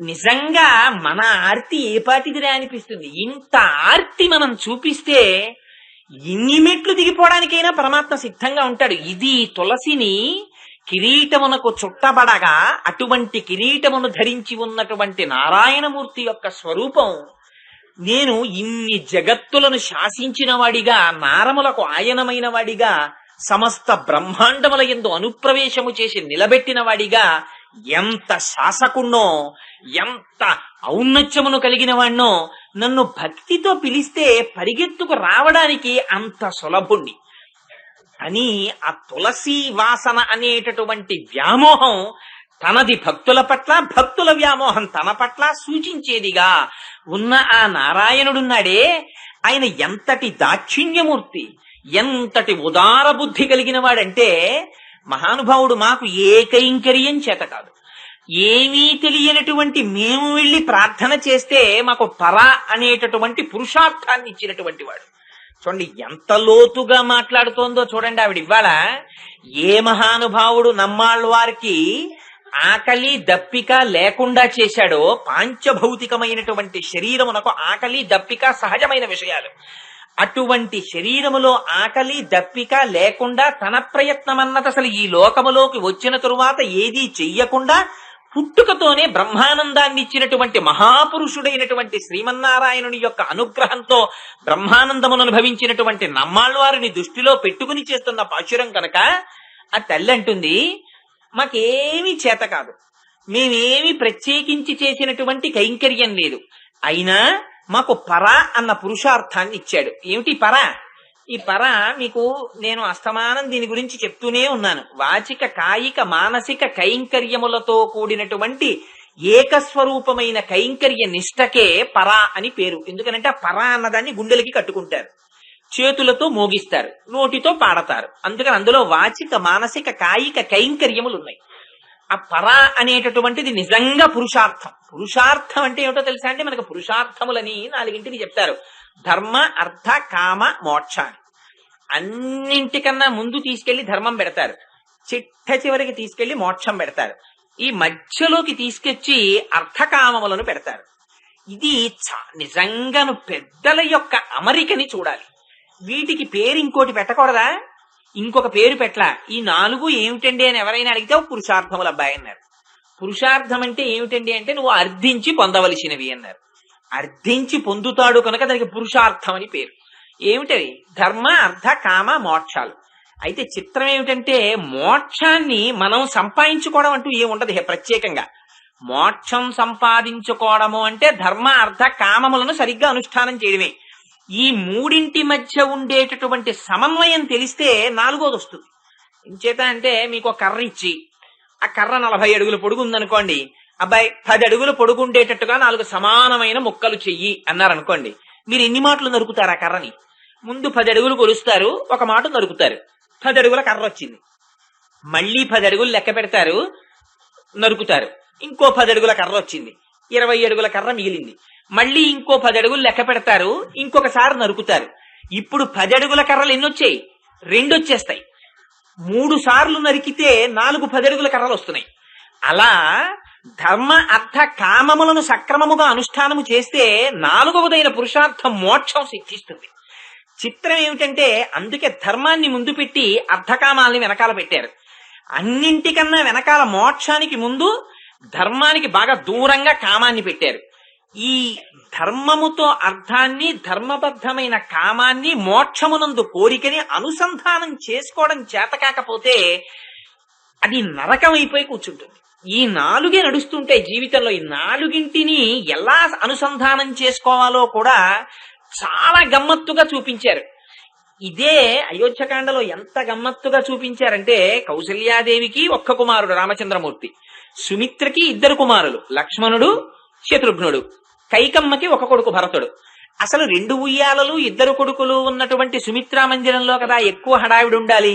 కానీ ఎప్పుడు సుమిత్రా మందిరం ప్రశాంతంగా ఉండేది. కౌసల్యా మందిరం, ఆ కైకేయి మందిరం చాలా హడావిడిగా ఉండేవి. ఎందుకని? లక్ష్మణుడు శత్రుఘ్నుడు వీళ్ళిద్దరినీ తీసుకొచ్చి ఎప్పుడైనా సుమిత్రా మందిరంలో ఉయ్యాలలో 2 కలిపి పడుకోపెడితే హోరుమని ఏడుస్తుండేవారట. ఏమిటి ఇంత ఏడుస్తున్నారని సుమిత్ర పాపం లక్ష్మణుణ్ణి ఆ భుజం మీద వేసుకుని, పెద్దక్క కాబట్టి కౌశల్య ఇంటికి వెళ్ళి, అక్క ఏమిటి పిల్లాడిలా గుక్క పట్టి ఏడుస్తున్నాడంటే ఏదిలా పడుకోబెట్టనేది. రాముడి పక్కన పడుకోబెట్టేటప్పటికి ప్రశాంతంగా కూర్చునేవాట. లక్ష్మినో లక్ష్మి సంపన్న అని ఆయన ఎప్పుడూ ఆ రాముడి పక్కన పడుకునేటప్పటికీ సుఖంగా ఉండేవారు. అసలు ఆ బాలకాండలో వాళ్ళిద్దరి అనుబంధం వినాలి. ఎన్ని రహస్యంగా శ్లోకాలు మాట్లాడారో మహర్షి. ఆ రాముడు లక్ష్మణుడు లేకపోతే తినేవాడు కాదు, లక్ష్మణుడు రాముడు లేకపోతే తినేవాడు కాడన్నారు. ఇద్దరు అంత హాయిగా ఉండేవారు. తీసుకొచ్చి శత్రుఘ్నుడి పక్కన మళ్ళీ పడుకోబెడితే మళ్ళీ ఏడుపు మొదలు.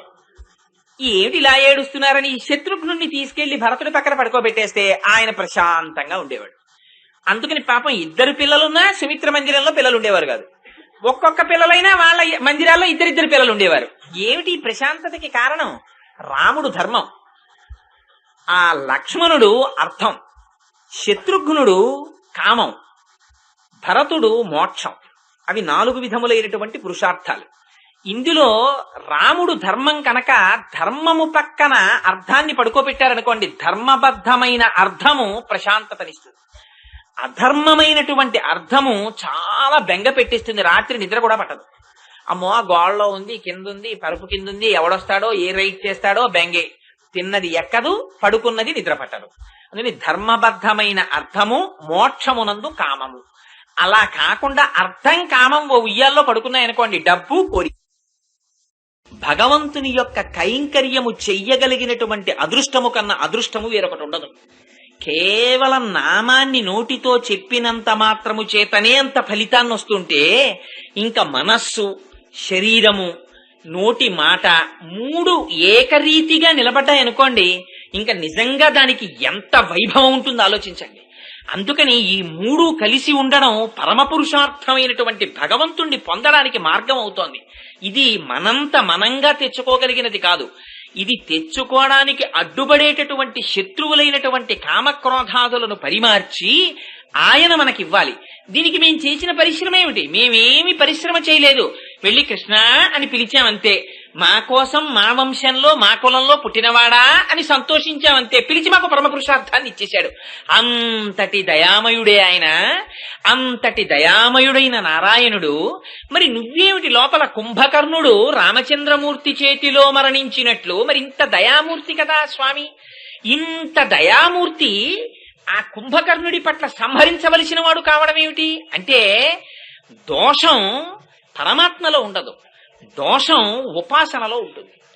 అంటే కామంతో ప్రవర్తించిన వాళ్ళు భగవంతుణ్ణే పొందుతారు, క్రోధముతో ప్రవర్తించిన వాడు పరమాత్మనే పొందుతాడు, విరోధంతో ప్రవర్తించిన వాడు భగవంతుణ్ణే పొందుతాడు, భక్తితో ప్రవర్తించిన వాడు ఆయన్నే పొందుతాడు. ఎందుకని అంటే మనస్సు లక్క ముద్ద లాంటిది, కాల్చిన లక్క లాంటిది. దాని మీద మీరు ఎలాంటి ముద్ర వేస్తే అలా పడుతుంది. కంసుడు కేవలం ఆయన మీద కక్ష పెట్టుకున్నాడు, కృష్ణుడు పుట్టగానే చంపేస్తానని. అందుకని ఎప్పుడు చూసినా కుడుచుచు, తిరుగుచు, అరుగుచు, కూర్చుండి లేచు ననవరతంబున్ హరి తలచి తలచి జగమా హరిమయముగ చూచ కంసుడు ఆరని ఎలుకన్. ఆ వైరంతో అమ్మో కృష్ణుడు పుట్టేస్తాడేమో, కృష్ణుడు పుట్టేస్తాడేమో, కృష్ణుడు పుట్టేస్తాడేమో అని బెంగ పెట్టుకుపోయి చచ్చిపోయాడు. చిత్రం ఏంటంటే భాగవతాన్ని చచ్చిపోతామని తెలుసు పరీక్ష మహారాజు గారికి. 7 రోజుల్లో చచ్చిపోతామని. 7 రోజుల్లో చచ్చిపోతే ఏమిటి రా విచిత్రం? 7 రోజులు నాకు భాగవతం చెప్పండి అని విన్నాడు పరీక్ష మహారాజు గారు. సుఖంగా చచ్చిపోయాడు ఆయన. సుఖంగా చచ్చిపోవడం అంటే ఏముందండి, ఈ శరీరం వదిలేశాడు. ఆ దేవకీదేవి యొక్క అష్టమ గర్భానికి చచ్చిపోతావు నువ్వు అందే శరీరం అని కంసుణ్ణి. అష్టమ గర్భం అంటే ఇంకా ఆవిడ పెళ్ళై కొత్తగా పెడుతోంది. 8వ కడుపున పిల్లాడి పుట్టాలంటే కనీసం 1.5 సంవత్సరాలకు ఆ పిల్లాడిని చూసినా 8, 1.5 12 సంవత్సరాల తర్వాత పుడతాడు. పాపం 7 రోజులు కథ విని హాయిగా శరీరాన్ని వదిలేశాడు పరీక్షిత్తు. 18 సంవత్సరాలు చచ్చిపోయి బతికాడు కంసుడు. వాడు బతికాడన్న మాటే కాని ఎప్పుడూ కృష్ణుడి గురించి బెంగే. ఎక్కడ పుట్టేశాడో, ఏమైపోతున్నాడో, ఎలా పెరిగిపోతున్నాడో, ఆ శకటాసురుణ్ణి పంపించా, తృణావర్తుణ్ణి పంపించా, పూతని పంపించా, వెళ్ళినవాడు వెళ్ళిపోయినట్టు పడిపోవడమే కానీ వచ్చినవాడు లేడు. చచ్చిపోయాడు నువ్వు పంపించిన వాడు అనేవారు. అమ్మో వాడిని చంపేశాడు, వీడిని చంపేశాడు, వీడిని చంపేశాడు, ఒక్కొక్కడు జారిపోతున్నాడు. బెంగ నిద్ర పట్టేది కాదు, తిన్నది తినేవాడు కాదు. ఇంత బెంగ పెట్టుకుని చచ్చి చచ్చి బతికిపోయాడు కృష్ణుడి చేతిలో చచ్చిపోయి. అందుకని క్రోధం పెట్టుకున్నవాడు కృష్ణుడి చేతిలోకే వెళ్ళిపోయాడు, వైరం పెట్టుకున్నవాడు శిశుపాలుడు ఆయనలోకే చేరిపోయాడు. ఆయన యందు కామం పెట్టుకున్న గోపికలు ఆయన ఎందే చేరిపోయారు. ఆయన యందు భక్తితో ప్రవర్తించినటువంటి అక్రూరుడు ఆయనలోనే చేరిపోయాడు. ఆయన యందు స్నేహం పెట్టుకున్న అర్జునుడు ఆయనలోనే చేరిపోయాడు. ఆయనతో ఎల్లాగో అలా సంబంధం పెట్టుకుంటే చాలు ఆయనలోకి చేరిపోతున్నారు. అందుకని కావలసింది ఏమిటి? ఆయనతో సంబంధం పెట్టుకోవడం. ఆ సంబంధం పెట్టుకోవడంలో పొరపాటు, కానీ ఆయన పొరపాటు కాదు సంహరించడం. కుంభకర్ణుడు భగవంతుని పట్ల విరోధంతో ప్రవర్తించాడు. దీపం అందరికీ వెలుగునిస్తుంది. ఆ దీపాన్ని అక్కడ పెట్టుకుని రామాయణం చదువుకుంటున్నాడు ఆయన. దిక్కుమాలిన దీప పురుగు ఎక్కడి నుంచో ఎగురొచ్చి ఆ దీపంలో పడి కాలిపోయింది. అది దీపం తప్ప ఆ దీపం ఈయనకి రామాయణం చదువుకోవడానికి ఉపయోగపడుతోంది. అదే దీపం అక్కడ ఉన్న కత్తిని అటుగా వస్తున్న వారికి చూపించి, అయ్యో ఇక్కడ కత్తి ఉందని కాలు వెయ్యకుండా చేసి ఆ కత్తిని పక్కన పెట్టి నడిచేటట్టు చేసింది. అదే దీపం దీపపు పురికి మరణహేతువైంది. అది దీపం దోషమా, లేక దీపము యొక్క ప్రయోజనమా, లేకపోతే దీపాన్ని వాడుకోవడంలో వచ్చిన దోషమా? దీపాన్ని వాడుకోవడంలో దోషం. అందుకని ఆయన పరమాత్మే. కానీ కుంభకర్ణుడికి తెలియలేదు పరమాత్మగా ఆయన్ని ఉపాసన చేయడం. తెలియక వైరం పెట్టుకున్నాడు, వైరంతో సమసిపోయాడు. అందుకని ఆయనని మేము ఇవాళ నువ్వు ఆ కుంభకర్ణుడు రాముడి చేతిలో మరణించినప్పుడు ఆయన నీకు ఆ నిద్రనిచ్చేస్తే అంతకన్నా గొప్ప నిద్ర నువ్వు పోతున్నావా అని అడుగుతున్నారు వాళ్ళు. అంటే అటువంటి రాక్షసుడి నిద్ర లోపలనున్న గోపిక నిద్రపోతోంది అని అడిగితే మరి పాశురంలో చెప్తున్నది నమ్మాళ్ళ వారిని కదా, ఎలా పొంతన కుదురుతుంది? అంటే వాళ్ళు అందుకే పదప్రయోగంలో చాలా గుంభనంగా వ్యవహరించారు. కుంభకర్ణుడు అనలేదు, కుంభకరుణుడు అన్నారు కదమ్మా. ఆ ద్రవిడ భాషలో మాట్లాడేటప్పుడు కుంభకరుణుడు అని పిలిచారు.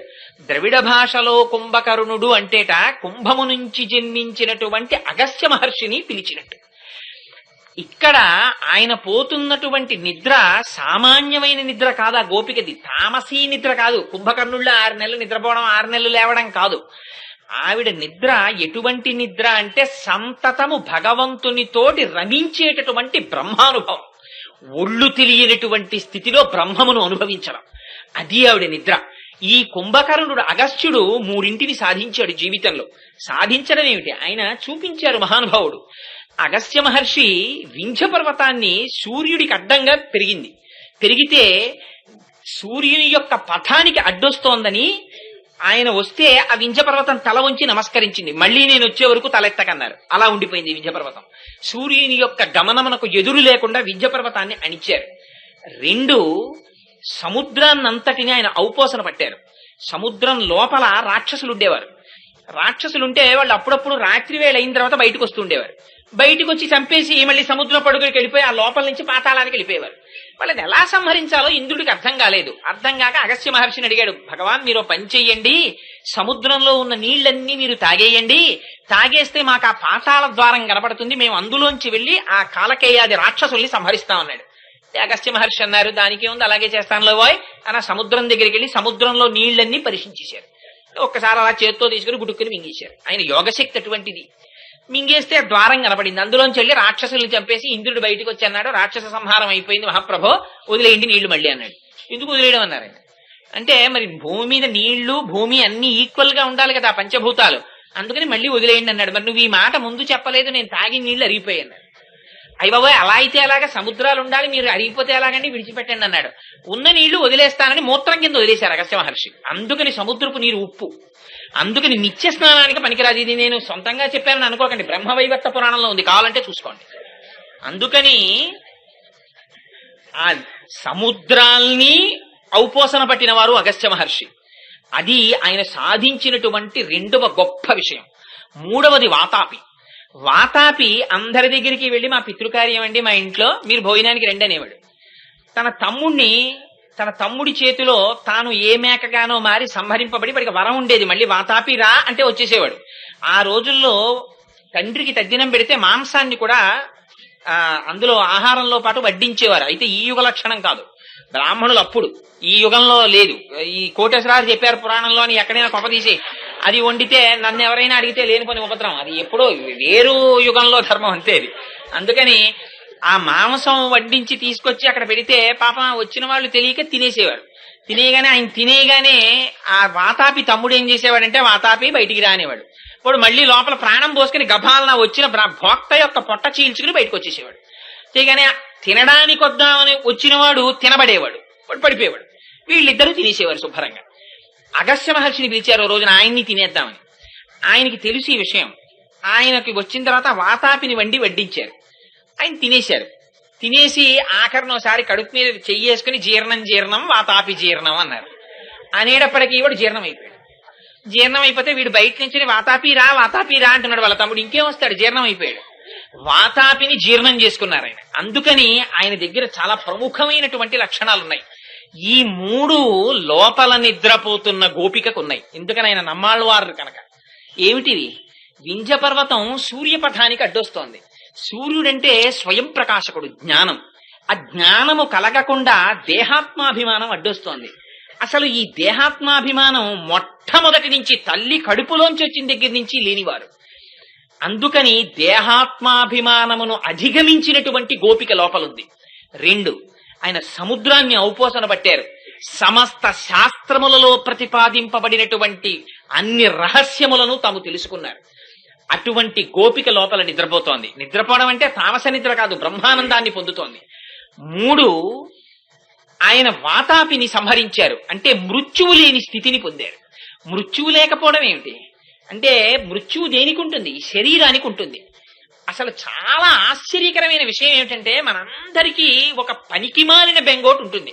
అంటే మనందరికీ అని నేను ఎందుకన్నానంటే ఆ మాట నాకు కూడా ఉంది కాబట్టి. అందుకని మీకు అని అనడానికి నాకేం అధికారం లేదు. ఏమిటా బెంగ అంటే, చచ్చిపోతానేమో అని బెంగ.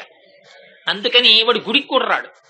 ఎందుకు రాడంటే, చలికాలం అంటే నాకు పడదు, కోల్డ్ ఎలర్జీ, 70 ఏళ్ళు ఏమైపోతానో బెంగ.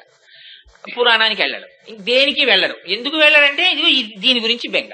అంటే నేను ఎవరిని విమర్శించాలని ఈ మాట చెప్పట్లేదు. ఒకవేళ అలాంటి వాళ్ళు ఎవరైనా ఉంటే నువ్వు నా గురించి చెప్పావని అనకండి నన్ను.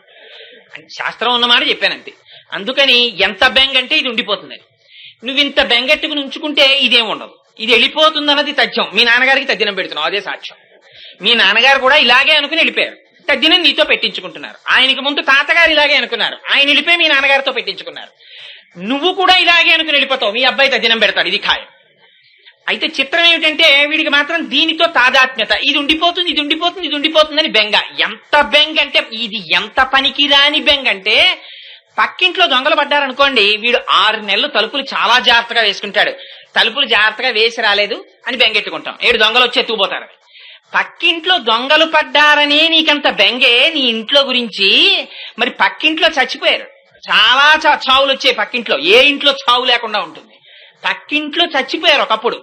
ఎవరో ఒకళ్ళు చచ్చిపోకుండా ఉంది, 7 పక్కిళ్ళు చచ్చిపోయారు. కాబట్టి అక్కడ దొంగలు పడితేనే నువ్వు బెంగెట్టుకుంటే, అక్కడ అగ్నిహోత్రం పుడితేనే నువ్వు బెంగెట్టుకుంటే, అక్కడ కరెంటు పోతేనే నువ్వు బెంగెట్టుకుంటే, అక్కడ చచ్చిపోయారు కాబట్టి ఇక్కడ కూడా ఎప్పుడప్పుడు వస్తాడు వాడు. అక్కడ చంపినవాడు ఇక్కడ చంపడానికి రాడేమిటి? మరి దానికి నువ్వేం కూడబెట్టుకుంటున్నావు? దేన్ని కూడబెడుతున్నావు అంటే, దానికి కూడబెట్టుకోవాల్సింది ఒక్కటే, ఇది ఉండదని తెలుసుకోవడం. ఇది ఉండదురా, దీన్ని పట్టుకోవడం అనవసరం. మరి దేన్ని పట్టుకుందాం? అందుకని పూజలో తేడా మారుస్తారు. తెలివైన వాళ్ళు ఏం చేస్తారంటే, ఇప్పుడు ఇంటికి చుట్టం వస్తాడు, వాడితో కష్టాలన్నీ, ఇదే పనికి మాలిన ప్రసంగం ఎక్కడ ప్రారంభం అవుతుందంటే, ఊసుపోని కబుర్లు చెప్పే వాళ్ళందరితో తాదాత్మ్యత. ఎక్కడైనా భగవన్నామం చెప్తోందంటే అబ్బాయి ఎంత బోరో ఆవలింతలు వచ్చేస్తుంటాయి. కారణం ఏంటంటే సంస్కార బలం. ఇది ప్రయత్నపూర్వకంగా అధిగమించాలి మనం. లేకపోతే ఏమవుతుందంటే కాలం వ్యయం అయిపోతుంది. అక్కడ వ్యయం అయిపోవడంలో ఏమవుతుందంటే వాడికి తెలియదు, కాలం అయిపోతోందన్న విషయం తెలియదు. అక్కర్లేని విషయాలన్నీ వినడంలో ఉత్సాహం, ఇవన్నీ వింటుంటాడు. అసలైన విషయాలు పట్టించుకోవలసినటువంటి అవసరం ఉండదు. అందుకని పూజలో ఏం చేస్తారంటే ఓ తెలివైన మాట అంటారు, ఇది ఉండదు, ఇది నువ్వు ఇదే కదా బెంగ. ఇంటికి వచ్చిన చుట్టాన్ని ఎన్నాళ్ళు మీరుండండి అని ఎన్ని కష్టాలు చెప్పకున్నా వాడు తెలివైన వాడు ఇవన్నీ విని శుభ్రంగా భోజనం చేసి రాత్రి పడుకున్నప్పుడు ఇంకొక 2 రోజులు గొడవ, ఎల్లుండికి రిజర్వేషన్ అయిపోయింది నాకు అనుకుంటాడు వాడు. ఎందుకంటే వాడికి ఏంటి, ఈ కష్టాలతో వాడికి నిజంగా సంబంధం ఉందా? వాడికి ఏం అంత పెద్ద సంబంధం లేదు. ఏదో బంధువు కాబట్టి కొంచెం నీ కష్టం వాడి కష్టంలో పెద్ద యాక్షన్ 500 చేస్తాడు అక్కడ. అంతేగాని నిజంగా వాడి కష్టం ఏం అయిపోదు. దీనికి ఏంటంటే పాపం ఏదో తప్పదు, వీడికో పాపం పుణ్యం ఉన్నాయి, అది అనుభవించడానికి తీసుకొచ్చాడు దీన్ని. అది అయ్యే వరకు నేను అనుభవించాలి కదా, ఇది అనుభవిస్తే కదా లోపల మనస్సు అనుభవిస్తుంది. అందుకని దీనికి ఒకరు పుట్టాలి, దీనికి కాలు నొప్పి పెట్టాలి, దీనికి మోకాలు నొప్పి పెట్టాలి, ఓ రోజు ఇది ఏసీలోకి వెళ్ళాలి, ఈ సుఖాలు దుఃఖాలు ఇది అనుభవిస్తుంటే ఏదో రోజు బెంగెట్టుకుని నాతో పట్టుకుంటున్నాడు, నేను ఉంటానేట్రా, నేను ఇలా పోయేదని ఊరికే నన్ను పట్టు కూర్చుంటాడు, నేను ఉంటానా అంటుంటుంది పాపం ఇది. కానీ చిత్రం ఏంటంటే ఎప్పుడు ఉండేది ఒకటి ఉంటుంది లోపల ఆత్మ, దాని జోలికి వీడెళ్ళడు. అందుని పెద్దలు ఏం చేస్తారంటే దీన్ని అడగరు, నువ్వు ఉండు అని దీన్ని అడగరు. దేన్ని అడుగుతారంటే నువ్వు వెళ్ళిపోయేటప్పుడు నన్ను వదిలేయకు, నువ్వు వెళ్ళిపోయేటప్పుడు నన్ను వదిలేయకని లోపల ఉన్నదాన్ని అడుగుతారు. అది వెళ్ళిపోతే కదా ఇది పడిపోతుంది. అందుకని దాన్ని పట్టుకుంటారు, దాని కాళ్ళు అట్టుకుంటే అది ఉపకారం చేస్తుంది. అది వెళ్ళిపోయే ముందు ఏం చేస్తుందంటే పాపం అస్తమానం నన్ను అడిగేవాడని దా అని తనలో కలుపుకుంటుంది. కలుపుకుంటే సుషుమ్నలోంచి తీసుకెళ్తుంది. సుషుమ్నలోంచి తీసుకెడితే బ్రహ్మగారి సభలో కూర్చోబెడుతుంది. అందుకని మళ్ళీ దీంట్లోకి రావాల్సిన అవసరం ఉండదు. ఆ వైరాగ్యం పెంచుకుంటాడు. అందుకని ప్రయత్నపూర్వకంగా ఇదేం అమంగళం కాదు, లోపల జ్ఞానమే యథార్థానికి. ఇది ఉండదు అని ఒకసారి మననం చేసుకుని ఇది ఉంటుంది ఏంటి, మా అమ్మగారు వెళ్ళిపోలా, రుద్రభూమిలోకి వెళ్ళిపోయారు, ఆవిడ శరీరం విడిపోయింది, ఆవిడ శరీరం అంతర్ధానం అయిపోయింది. అలాగే ఒకనాడు ఇది వెళ్ళిపోతుంది. ఆనాడు నేను తీసుకెళ్లిపోయినట్టే నా కొడుకు నన్ను తీసుకెళ్లిపోతాడు. ఇది అంతే, ఆ శరీరం పంచభూతాల్లో కలిసిపోతుంది. ఇది ఉంటుందా? ఇది ఏమీ ఉండదు. ఈ ఉంగరాలు తీసేస్తారు, ఈ మెళ్ళలో ఉన్న గొలుసులు తీసేస్తారు, ఈ బట్టలు తీసేస్తారు, ఇది వెళ్ళిపోతుంది అని లోపల ఎక్సర్సైజ్ చేసుకుంటాడు. చేసుకుంటే ఏమవుతుందంటే ధైర్యం వస్తుంది. అవును, ఆ సత్యాన్ని యాక్సెప్టబిలిటీ అంటారు, యాక్సెప్ట్ చేయగలిగిన ధైర్యం వస్తుంది. ఈ లేని భీరుత్వం ఏం చేస్తుంటే పిరికితనం భ్రాంతి వైపు తీసుకెళ్తుంది. తీసుకెళ్లిన చివరికి రిజల్ట్ నిల్. ఎంత మీరు తాపత్రయపడి కల్లరి బొమ్మ అయ్యవుకా ఎంబునొల్లా ఇదేం ఉండదు, నా వల్ల కాదని వెళ్ళిపోతుంది. పాపం అలా సాక్షి మాత్రంగా అదే స్థాయిలో ఆ మనస్సు పట్టుకుని అక్కడ చూసి అయ్యో ఇది కాలిపోయింది నడిస్తే మళ్ళీ భగవంతుడు ఇంకో శరీరం ఇస్తాడు, మళ్ళీ దాంతో తిరగడం. అందుకని దీంతో పెట్టుకోకుండా సరే నువ్వు వెళ్ళిపోతానన్నావు, నేను ఒప్పుకున్నా, నిజమేలే నువ్వు వెళ్ళిపోతావు, ఉంటాయేంటి ఎంతమంది వెళ్ళిపోలేదని. కానీ లోపల ఉన్నది ఒకటి ఉంది కదా, నువ్వు మాత్రం మళ్ళీ ఇలా శరీరాల్లో దూరకు, నువ్వు వెళ్ళిపోయేటప్పుడు నీతో కలుపుకుని నన్ను పట్టుకెళ్ళిపో అంటే ఆయన పరమాత్మ స్వరూపమై ఇక్కడ ఉంటాడు. అందుకని ఆయన ఏం చేస్తాడంటే చిట్ట చివరవో కన్సెషన్ ఇస్తాడు. ఏమిటా కన్సెషన్ అంటే, పిల్లాడు లెక్కల్లో చాలా పూర్, అదృష్టవశాత్తు వాళ్ళ నాన్నగారే లెక్కల మేస్టారు అనుకోండి. పేపర్లు అట్టుకుని ఇంటికి వచ్చాడు. ఇంటికి వస్తే దిద్దుకుంటున్నాడు పిల్లాడి మార్కులు, దిద్దుకుని 12 పాస్ అవ్వలేదు. వాడిని పిలిచి 4 లెంపకాయలు కొట్టి ఏంట్రా బుద్ధుందా లేదా నీకు, ఏటి ఈ మార్కులు అని అంటే, నేను ఎవరిని టీచర్లు అంటలేదు మండిది, ఏ పెన్సిల్ తో రాసావో పెన్సిల్ పట్టరా అని, ఈ లెక్క ఇలా చేయి అని దగ్గర కూర్చుని మొట్టికాయలు కొట్టి లెక్కలు చేయించేసి దిద్దేసి 35 కరెక్ట్ గా వేసేసి ప్యాస్డ్ అని 50కి 35 135 వేసేసి 0 చుట్టేసి కింద సంతకం పెట్టేస్తాడు. అయిపోయిందంటే వాడు పాస్ అయిపోయాడు. ఎవరి దయ? అయితే ప్రభుత్వం మోడరేషన్ ఇచ్చింది, 31 4 మార్కులు మోడరేషన్ ఇచ్చాం, ప్రభుత్వం పాస్ చేసేసింది, వీడు అవ్వలేదు, ప్రభుత్వం పాస్ చేసింది, ఇంకేం ఏడుస్తోలే ఇంకో ఏడాది. అలా భగవానుడు ఏం చేస్తాడంటే చిట్ట చివరి ఆయనే వాయు రూపంలో లోపలికి వచ్చి రామ రామ రామ అను, లేకపోతే శివ శివ శివ అను అనోసారి ఆ భగవన్నామని చెప్పించేస్తాడు. చిట్ట చివర భగవన్నామని చెప్తే ఓ గొప్ప ఉపయోగం ఉంది, కింకర్లు వెనక్కి వెళ్ళిపోతారు. యమధర్మరాజు గారికి ఒక ప్రతిజ్ఞ ఉంది, ఒరే చిట్ట చివర ఊపిరి తీసేటప్పుడు ఎవడైనా భగవన్నామని చెప్తే నువ్వు వాడి ఉసురు తీసుకురాకురా, వాడి కాళ్లకున్న మట్టి తీసుకురా, నీ కిరీటం మీద జల్లి నా కిరీటం మీద జల్లుకుంటాడంటాడు ఆయన. అందుకని ఈ చిట్ట చివర ఊపిరే కదండి, ఊపిరితోనేగా మాట్లాడాలి. అందున ఊపిరిని చిట్ట చివరి ఊపిరిని స్వామి నామం కింద మారుస్తాడు. మారిస్తే ఏమైపోతుందంటే వీడు ఏ బెంగ లేకుండా ఆ స్వామి నామం చెప్పేస్తాడు. అసలు నిజంగా ఒకసారి శాస్త్రంలోకి వెనక్కి వెడితే మృత్యు అంటే ఏమిటి అన్నది డిఫైన్ చేసి వాళ్ళు మాట్లాడతారు. మాట్లాడితే మనకి నిజంగా అయ్యి బాబోయ్ ఇది ఎంత చాలా ఆశ్చర్యక, ఒళ్ళు రోమాంచితం అవుతుంది. ఏమి లేదు, ఏముంది మృత్యు అంటే రిట్రీట్ ప్రాసెస్. ఇంద్రియాలు, ఈ కన్ను చూస్తుందా, కన్ను మాంసపు ముద్ద, రక్త వికారమై లోపల నుంచి ఆత్మ యొక్క శక్తి కంటి మీద పడితే కన్ను చూస్తుంది. ఈ ఇంద్రియాల యొక్క శక్తి ఏమవుతుందంటే వెనక్కి వెళ్ళిపోతుంది, వెనక్కి వెళ్ళిపోయి మనస్సులోకి వెళ్ళిపోతుంది. కానీ ఇంకా మనస్సు పనిచేస్తూ ఉంటుంది, కానీ కన్ను చూడదు. అలా తెరిచిన కన్ను తెరిచినట్టు ఉండిపోతుంది, గుడ్డు కదలదు. నాన్నగారండి నాన్నగారండి అని వచ్చి ఇక్కడ అరుస్తాడు, వినడం. నోట్లో పోస్తూ ఉంటాడు, మింగడం, కారిపోతుంటుంది. వెంటనే అప్పుడు ఒక దిక్కుమాలిన శాస్త్రం ఒకటి వస్తుంది మన వాళ్ళకి. అప్పుడు వస్తారు ఖచ్చితంగా, మంచం మీద పోకూడదు, దింపే బయట పెట్టు అంటారు. అనేటప్పటికీ అది మిగిలిన వాళ్ళకి అదొక పెద్ద నియమం ఏడవాలని. అందుకని వెంటనే పాపం వాళ్ళ శక్తి వంచన లేకుండా ప్రారంభం చేస్తారు పాపం. కానీ వీడు మనోస్థాయిలో ఉంటాడు ఇంకాను, అందుకని మనస్సు గ్రహిస్తూ ఉంటుంది. అప్పుడు వీడిని దింపేస్తుంటారు. అప్పుడు చూడండి వాడి బాధ ఉంటుంది. ఒక పక్క పాశం వేసి లాగుతుంటారు, ఒక పక్క వీళ్ళు బయటెట్టేస్తుంటారు. చిట్ట చివర ఆత్మలోకి వెళ్ళిపోతాడు, జీవుడిలోకి వెళ్ళి ఇప్పటి వరకు అవిద్యా స్వరూపంగా ఎలా ఉన్నాడో అలా జీవుడిలోకి వెళ్ళి, జీవుడు ఆత్మలోకి వెళ్తే సీక్రెట్ డోర్ ఆయనకొక్కడికే తెలుసు. ఆయన వెళ్ళిపోయే ముందు వీడు చేసిన పాపపుణ్యాలు ఆయనకి తెలిసి ఇక్కడ చిత్రంగా కూర్చుని గుప్తంగా రాశాడు. ఇన్నాళ్ళు పరమేశ్వరుడు ఇచ్చిన జీవితాన్ని ఏ దిక్కుమాలిన సబ్జెక్టులకి వేస్ట్ చేశావో ఆ దిక్కుమాలిన సబ్జెక్టుల యొక్క ఫలితాన్ని బట్టి ఆ డోర్ ఓపెన్ చేస్తాడు. 101 డోర్స్ ఉంటాయి. ఎటు వెళ్ళిపోతాడో తెలియదు. ఆ డోర్లోంచి వెళ్ళిపోతాడు. వెళ్ళిపోతే మళ్ళీ దానికి కావలసిన ఉపాధినిచ్చి మళ్ళీ పంపిస్తారు. అంతే మరణం అంటే. ఇది భగవంతుని యందు నమ్మకం పెట్టుకుని పూనికతో ఉన్నవాడికి ఆయన నిర్భయంగా ఆయన నామం చెప్పిస్తాడు. ఆయన పాదాల్లోకి తీసుకెడతాడు. ఆ మనస్సుకి అలవాటైపోయింది. అందుకే వేలు తలుపులో పడ్డా, లేకపోతే గభాలన కాలు మీద పత్రం పడ్డా, అబ్బా నారాయణ అనో లేకపోతే శంకర అనో లేకపోతే శివ అనో అండం అలవాటైతే ఆ క్షణంలో కూడా అదే వస్తుంది. అయితే అదంత తేలిక మాత్రం కాదు. ఎంతో ప్రయత్నం ఉండాలి. ఇక్కడ ఎక్సర్సైజ్ ఉండాలి. ఆ ఎక్సర్సైజు ఎప్పటి నుంచో మొదలైపోవాలి. అది ఎప్పుడో మా రిటైర్మెంట్ తర్వాతేనండి ఎక్సర్సైజ్ అంటే. రిమెంబర్ 101 డోర్లు ఉన్నాయి. అందుకని వెంటనే ఆ డోర్ తెరుచుకోదు. లోపల సాక్షి ఇంకోడు ఉన్నాడు, నువ్వు ఇంతకాలం ఏం చేశావో చూస్తున్నవాడు. అందుకని ఒక్కసారి వచ్చి నిలబడితే ఇదిగో అక్కడ నుంచి ఇక్కడ వరకు ఇన్ని పురుషార్థాలనిచ్చి పరమ పురుషార్థం ఇవ్వగలిగిన వాడు ఉన్నాడు. వాడు పరమాత్మ. అంతటి దయామయుడే. అటువంటి పరమాత్మే ఇవాళ లోపల ఉన్న గోపిక ఏమిటి? ఆ మృత్యువుని అధిగమించింది. అదే వాతాపిని జీర్ణం చేసుకున్నటువంటి అగస్త్యుడు. అది కుంభకర్ణుడు. అందుకని లోపల అటువంటి నిద్రపోతున్న గోపిక అంటే మృత్యు ఎవరికి? శరీరానికి, ఆత్మకి లేదు కదా. ఆత్మస్థితిలో ఉండిపోయింది. ఇటువంటి స్థితి కాబట్టి నమ్మాళ్ళవారిని చెప్పారు. అందుకని అటువంటి స్థితిలో ఉన్న గోపిక నువ్వు లేచి ఒక్కసారి మాట్లాడి మాకు దర్శనమిచ్చి, ఎందుకని ఆ నిద్రలోంచి అంటే అంతర్ముఖురాలైపోయి సమాధి స్థితిని అనుభవిస్తున్నటువంటి ఆ బహిర్ముఖురాలై అరమోట్పు నేత్రాలతో ఆ బ్రహ్మానందాన్ని అనుభవించినటువంటి వ్యక్తి మెల్లమెల్లగా వచ్చి మనకి దర్శనాన్ని కటాక్షించి వారు నడుస్తుంటే చూడడమే కళ్ళకి పరమ ప్రయోజనం. వారు నోరి మాట్లాడితే మాట వినడమే పరమ ప్రయోజనం. అందుకని నువ్వు లేచి వచ్చి మాతో కలిసి మమ్మల్ని నడిపించు అని అడుగుతుంది. పైకి మామూలు పాశురం, లోపల పరమ పవిత్రమైనటువంటి మహోత్కృష్టమైనటువంటి జీవితాన్ని కలిగినటువంటి అసలు పుట్టుక దగ్గర నుంచి బ్రాహ్మీ స్థితి తప్ప వేరొకటి తెలియదు మహానుభావుడికి, నమ్మాళ్ళవారి వారికి. అటువంటి నమ్మాళ్ళవారిని స్తోత్రం చేస్తూ చెప్పినటువంటి పాశురం ఆ పాశురం.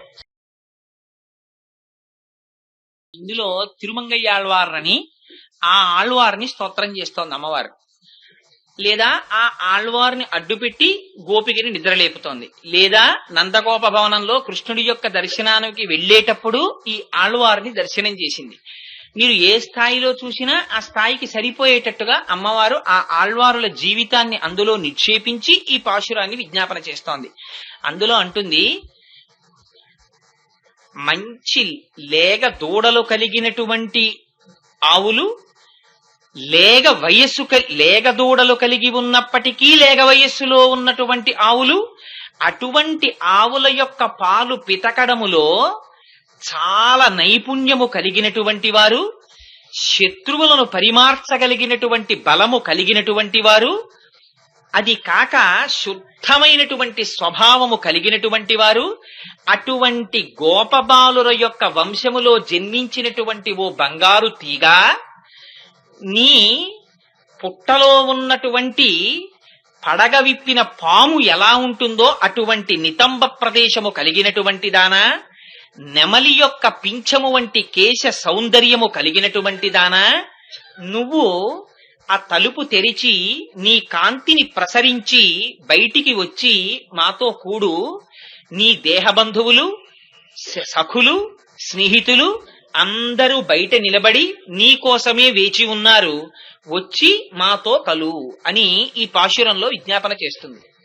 ఈ పాశురం లోపల చెప్పేటటువంటి ఆళ్వార్ తిరుమంగయ్యాళ్వారు. తిరుమంగయ్యాళ్వారు ఆయనది కూడా చాలా ఆశ్చర్యకరమైనటువంటి జన్మ. ఆయనకి నీలుడు అని పేరు మొదట్లో.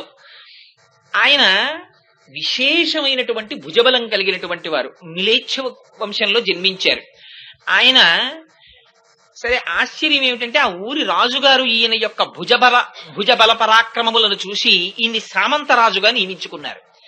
సరే కొంతకాలం రాజ్యం చేస్తున్నారు. జరుగుతూ ఉండగా ఒకనాడు ఆ ఊళ్ళో ఒక ఆశ్చర్యకరమైన సంఘటన జరిగింది. వైద్యుడని పేరు కలిగినటువంటి ఒక వ్యక్తి వెడుతూ ఉండగా అప్సరసలు కొంతమంది వచ్చారు. ఆ అప్సరసలలో కొందరు ఏం చేశారంటే హిమాలయ పర్వత సానువుల మీద ఉన్నటువంటి తపస్సు చేసుకుంటున్న కపిల మహర్షి యొక్క స్వరూపాన్ని చూసి ఆయన పట్ల అమర్యాదగా ప్రవర్తించారు. ఆ కపిల మహర్షి ఆగ్రహించి అందులో ఒక అప్సరసకి శాపం ఇచ్చారు. నువ్వు అప్సరసవైనప్పటికీ భూలోకంలో ఒక మ్లేచ్ఛునకు భార్య వగుదువుగాక అని. అందుచేత ఆవిడ ఏం చేసిందంటే మిగిలిన అప్సరసలు ఊర్ధ్వలోకాలకు వెళ్ళిపోయారు. ఆవిడ మాత్రం చేతిలో ఒక తెల్లని కలువ పువ్వు పట్టుకుని నిలబడిపోయింది. తెల్లని కలువ పువ్వు చేత పట్టుకు నిలబడిపోయినటువంటి కాంత కనుక ఆవిడికి కుముదవల్లి అని పేరు వచ్చింది. ఈ కుముదవల్లిని ఒక వైద్యుడు చూశాడు. చూసి తన కుమార్తెగా భావించి ఇంటికి తీసుకెళ్లి పెంచాడు. ఆవిడికి యుక్త వయస్సు వచ్చింది. అపారమైనటువంటి అందచందాలు. ఆవిడ్ని తమ సామంతరాజు గారైనటువంటి ఈ తిరుమంగయ్యాళ్వారు పరిపాలిస్తున్నారు ఆ సమయంలో ఆ ప్రాంతాన్ని. ఆయనకిచ్చి వివాహం చెయ్యాలనుకున్నారు. అనుకుంటే తిరుమంగయ్యాళ్వారు కూడా ఆవిడ యొక్క అందచందములను విని భార్యగా స్వీకరించాలనుకుంటే ఆవిడ ఒక నియమం పెట్టింది. నేను భార్యగా వెళ్ళాలి అంటే ఆయన విష్ణు భక్తుడు కావాలి.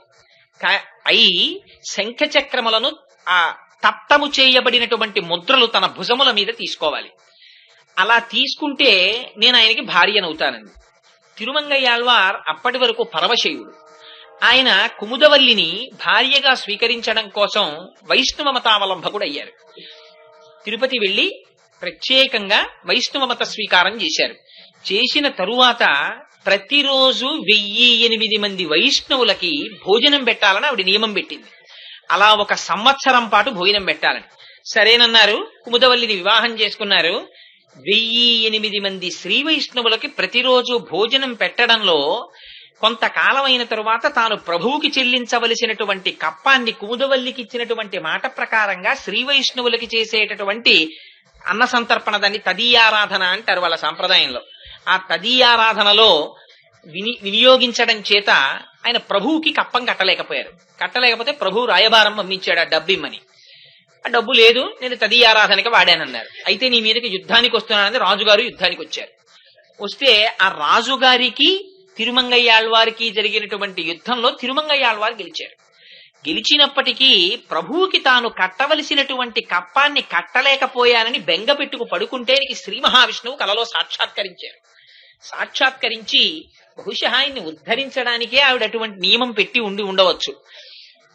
నువ్వు బెంగ పెట్టుకోకు, నువ్వు కట్టవలసినటువంటి కప్పపు సొమ్ము అదిగో ఆ కాంచీపురం దగ్గర ఉన్నటువంటి ఫలానా సరస్సు దగ్గర ఉన్నటువంటి ఒక వ్యక్తిని అడిగితే ఆయన తీసుకెళ్లి ఒక భూమిని చూపిస్తారు, అక్కడ తవ్వితే ఆ సొమ్ము కనపడుతుందని చెప్పారు.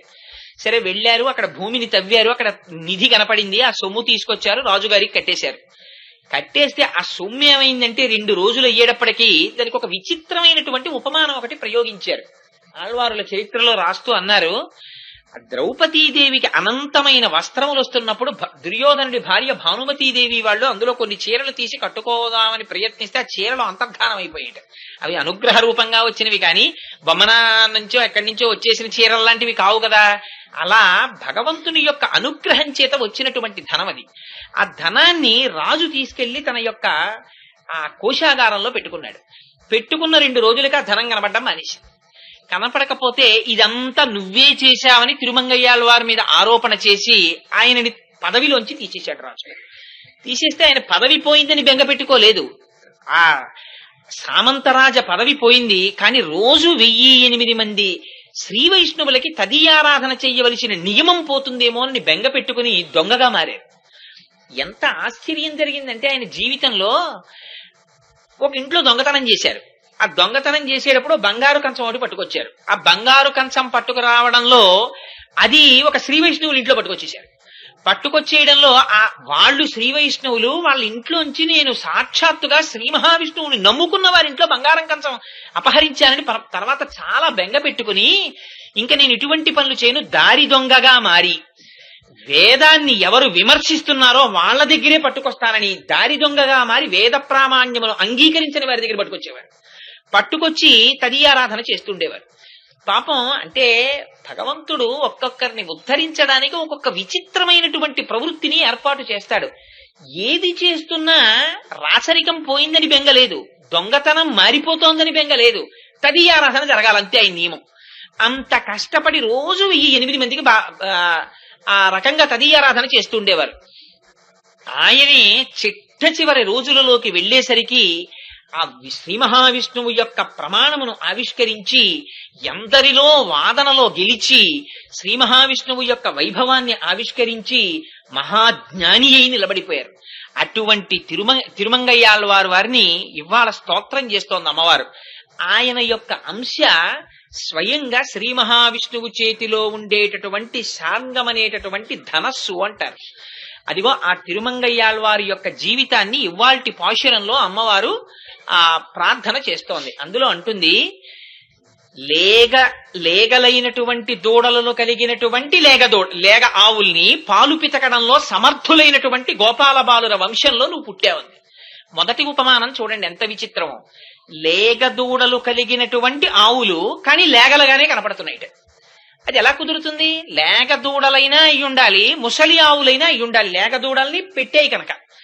కానిట లేగ దూడలని పెట్టినప్పటికీ లేగలగానే కనపడుతున్న ఆవులట. అటువంటి ఆవుల యొక్క పాలు పితకడంలో వీళ్ళు సమర్థులట గోపాల బాలురు. వాళ్ళ పిల్ల ఈ లోపల పడుకుని ఉందిట. ఏమిటి అల్లరంతా? ఎందుకు ఇన్ని మాటలు అంటే ఇందులో ఎంత రహస్యంగా మాట్లాడుతోందంటే ఆవిడ, మనకి శరీరం వికారం చెందుతుంది. దీనికి 6 వికారాలు ఉంటాయి. అందుకని షడ్ వికారాలు అంటారు. అందుకే పెద్దలు కూడా ఏమిట్రా వికారాలు అనడం కూడా ఇందులోంచే వచ్చిందేమో. అదిగో అసలు వికారాలు 6 ఉంటే అందులోంచి పుట్టే వడ్డీ వికారాలు కొన్ని వేలు.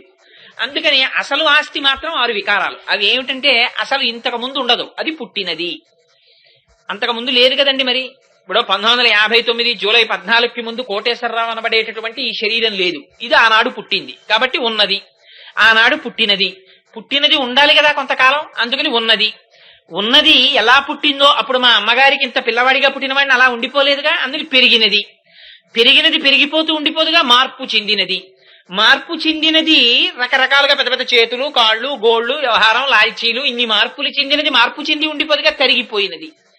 తరిగిపోతుంది, మెల్లిగా నడువు వంగిపోతుంది, శుష్కించిపోతుంది, బుగ్గలు సొట్టలు పడిపోతాయి, పళ్ళు ఊడిపోతాయి, కళ్ళకి కళ్ళజోళ్లు వచ్చేస్తాయి. ఆ తర్వాత కళ్ళజోళ్లోంచి కూడా చాలా జాగ్రత్తగా చూడవలసి వస్తుంది. అన్ని రాకుండానే ఉండాలనుకోండి.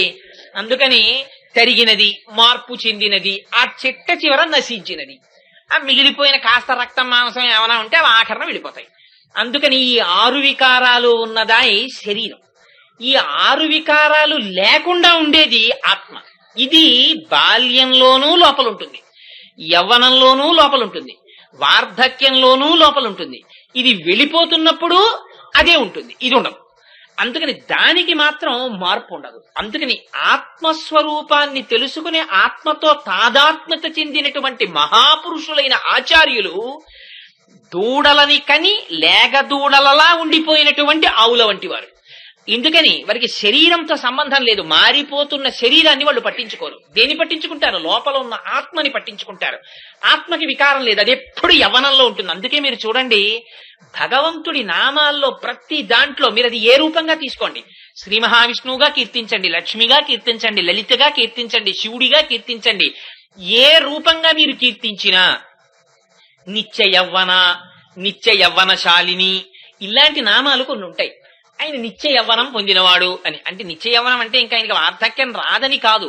నిత్య యవ్వనము అంటే అర్థం పరమాత్మ ఆత్మస్వరూపం ఎప్పుడూ యవ్వనంలోనే ఉంటుంది. దానికి పెరుగుదల తరుగుదల ఇవేం ఉండవు. శరీరానికి పెరుగుదల తరుగుదల ఉంటాయి. అదిగో అటువంటి ఆత్మస్వరూపాన్ని తెలుసుకున్నటువంటి మహాపురుషులైన వాళ్ళు ఎవరున్నారో అవి ఆవులు.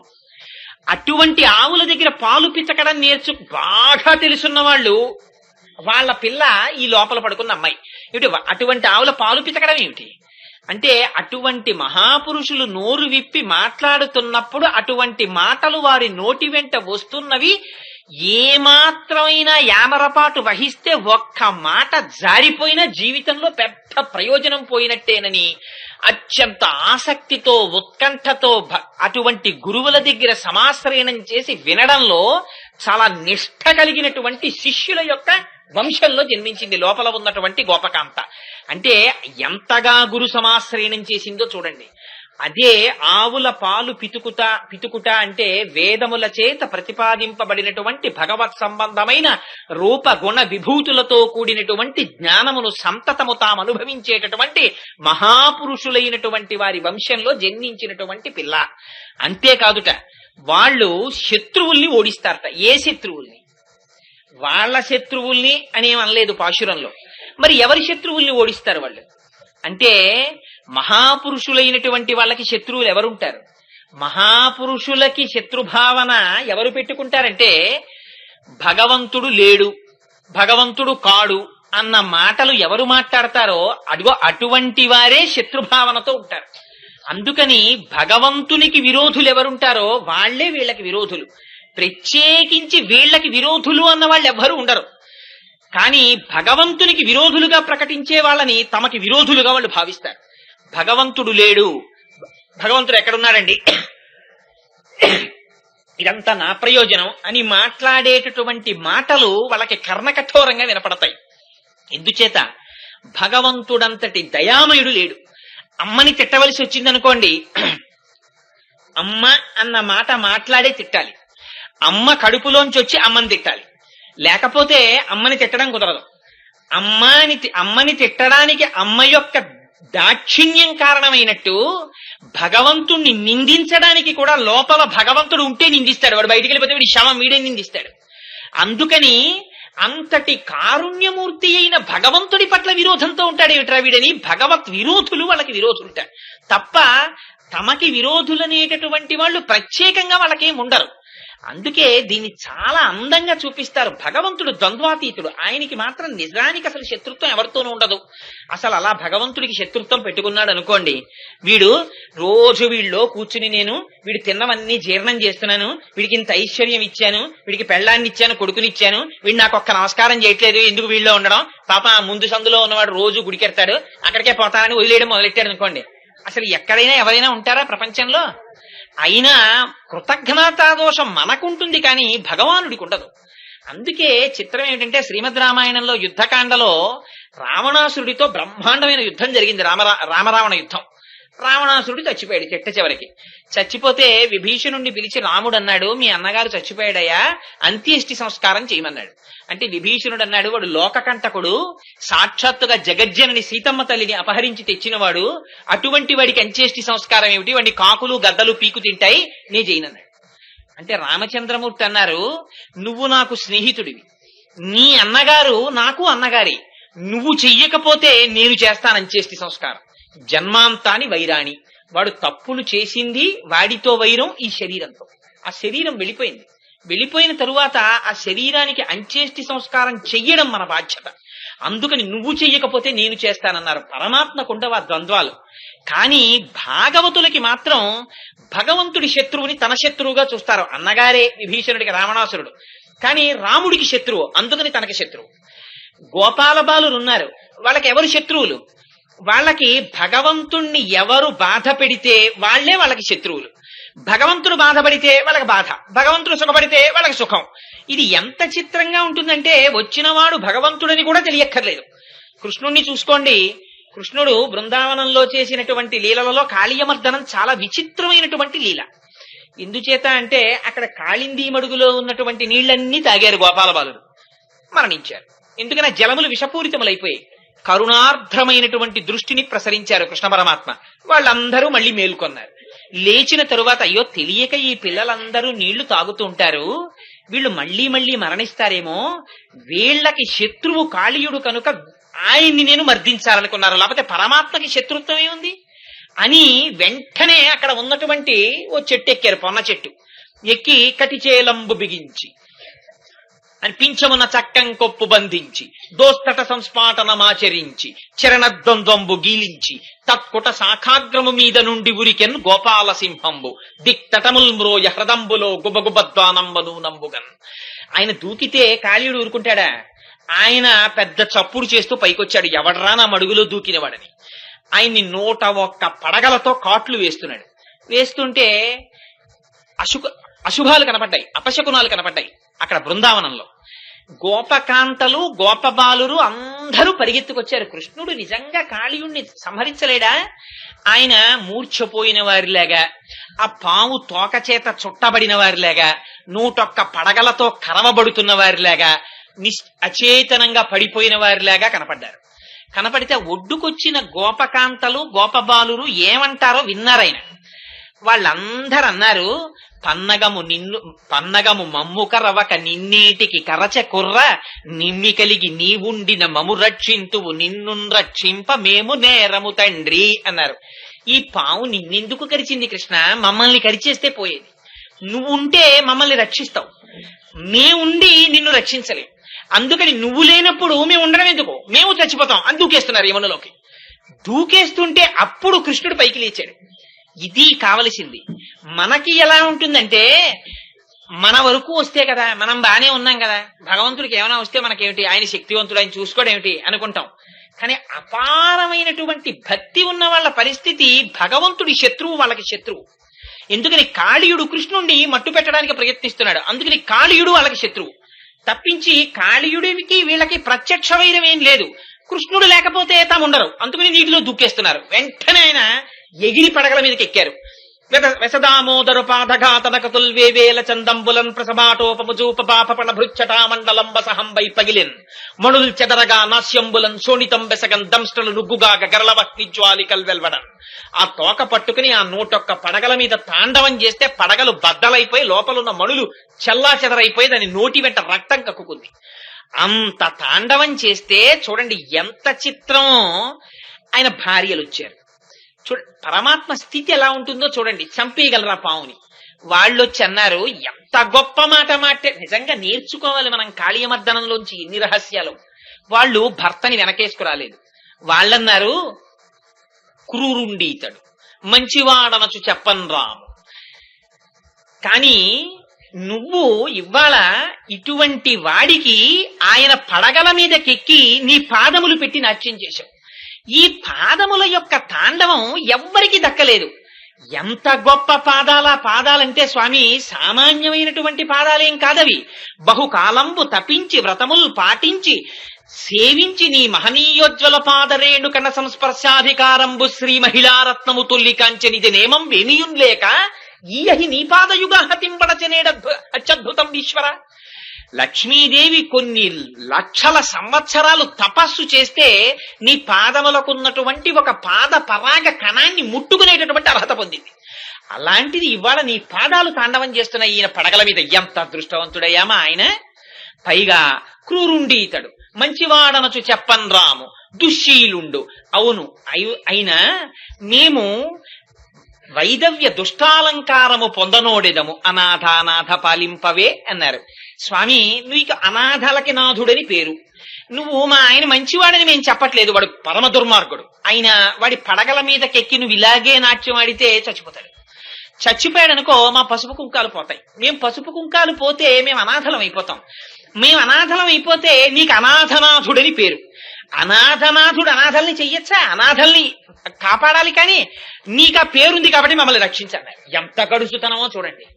అంటే ఆయన అన్నాడు, మీరు ఇలా అడిగారు కదా, అందుకని అక్కడ గోపాల బాలురు రక్షింపబడాలి, ఇక్కడ మీరు రక్షింపబడాలి.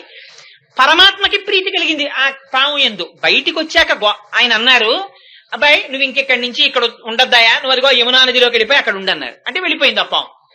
బయటికి వచ్చాక గోపాల బాలురు ఎవ్వరు అదేమిటి కృష్ణ, దాన్ని చంపి అవతల పారైపోయావా, ఎందుకు మళ్ళీ వదిలిపెట్టావు అని అనలేదు. పరమాత్మకి ప్రీతి పుడితే వాళ్ళకి ప్రీతి, పరమాత్మకి శత్రుత్వం పుడితే వాళ్ళకి శత్రుత్వం. కృష్ణ పరమాత్మ ఆడుకుంటే వాళ్ళు ఆడుకుంటారు, కృష్ణుడు తింటే వాళ్ళు తింటారు. అసలు కృష్ణుడు తినడం కూడా కాదండి విచిత్రం, కృష్ణుడు తినమంటే తింటారు గోపాల బాలురు. అది విచిత్రం, వాళ్ళకున్న గొప్ప భక్తినిష్ట అది. వాళ్ళు పాపం చిక్కాలు తెచ్చుకునేవారు, తినేవారు కూడా కాదు, ఆడుకుంటూ ఉండేవారు కృష్ణుడితో కలిసి. కృష్ణుడితో ఆడుకుంటే చాలు వాళ్ళ కడుపు నిండిపోయేది. కృష్ణుడే పిలిచేవాడు, అయ్యయ్యో ఎండం రగ్గితి రాకటం బడితిరింకేలా విలంబింపగా రెండో బాలకులార చల్దికుడువన్ రమ్యస్థలం బిక్కడి దండంబై లేగలు నీరు త్రావి ఇరమందం పచికల్ మేయుచున్ దండంబై విహరించుచుండ నమంద ప్రీతి భక్షింతమే. రండి ఎండకి. భగవంతునికి శత్రువులు వాళ్ళకి శత్రువులు, భగవంతునికి మిత్రులు వాళ్ళకి మిత్రులు. అంతేకాని వాళ్ళకి శత్రువులు వాళ్ళకి మిత్రులు ఉండరు. అందుకు భగవంతుడికి కంసుడు శత్రువు. ఎందుకని కంసుడు ఎప్పుడు కృష్ణుడిని మట్టు పెట్టడానికి ఎవరినో పంపిస్తుంటాడు. అందుకని వాళ్ళకి కంసుడు అంటే కోపం తప్పించి వాళ్ళకి వ్యక్తిగతంగా కంసుడితో శత్రుత్వం అవి ఏమీ ఉండవు ఆ గోపాల బాలుడికి. ఇది మహాపురుషులైనటువంటి మహాభక్తులకు ఉండేటటువంటి లక్షణం. భగవంతుడితోడిదే జీవనంగా పెట్టుకున్నవారు. అందుకని ఆవుల పాలు పితకగలిగిన వారు, అనేక మంది శత్రువులను నిగ్రహించగలిగినటువంటి వారు, పరిశుద్ధమైన మనస్సున్నవారు. ఈ 3 గుణాలు బాహ్యంలో చూస్తే అసలు ఏమైనా పొంతనుందా ఓదానికోటి? మనస్సు పరిశుద్ధంగా ఉండడం అంటే ఏమిటో తెలుసా అండి? వెన్నపూసలా ఉండడం. వెన్నపూస తీసి అక్కడ పెట్టారనుకోండి, చిన్న నలక అక్కడ పడింది అనుకోండి, ఏంటి వెన్నపూస మీద అలా నల్లగా ఉందని తీసేస్తాం. వెన్న ఎప్పుడు శుద్ధంగా చక్క తెల్లగా మెత్తగా ఉంటుంది. ఆ వెన్నపూస మజ్జిగలో పడేస్తే పైకి తేలుతూ స్థిరమైనటువంటి స్థితిలో ఉంటారు. వాళ్ళకి ఎందుకని ఈ లోపల సంస్కారం ఉంటుంది. ఆ లోపల తుడిచేస్తారు. ఏమిటి తుడిచేయడం? లోపల ఉండేటటువంటి కామక్రోధ లోభ మద మోహ మాత్సర్యములను తుడిచేసి భగవంతుడికి పీట వేసి నిర్మలంగా ఎప్పుడూ ఇక్కడ స్వామిని ప్రతిష్ఠ చేసుకుని ఇక్కడ రమిస్తూ ఉంటారు.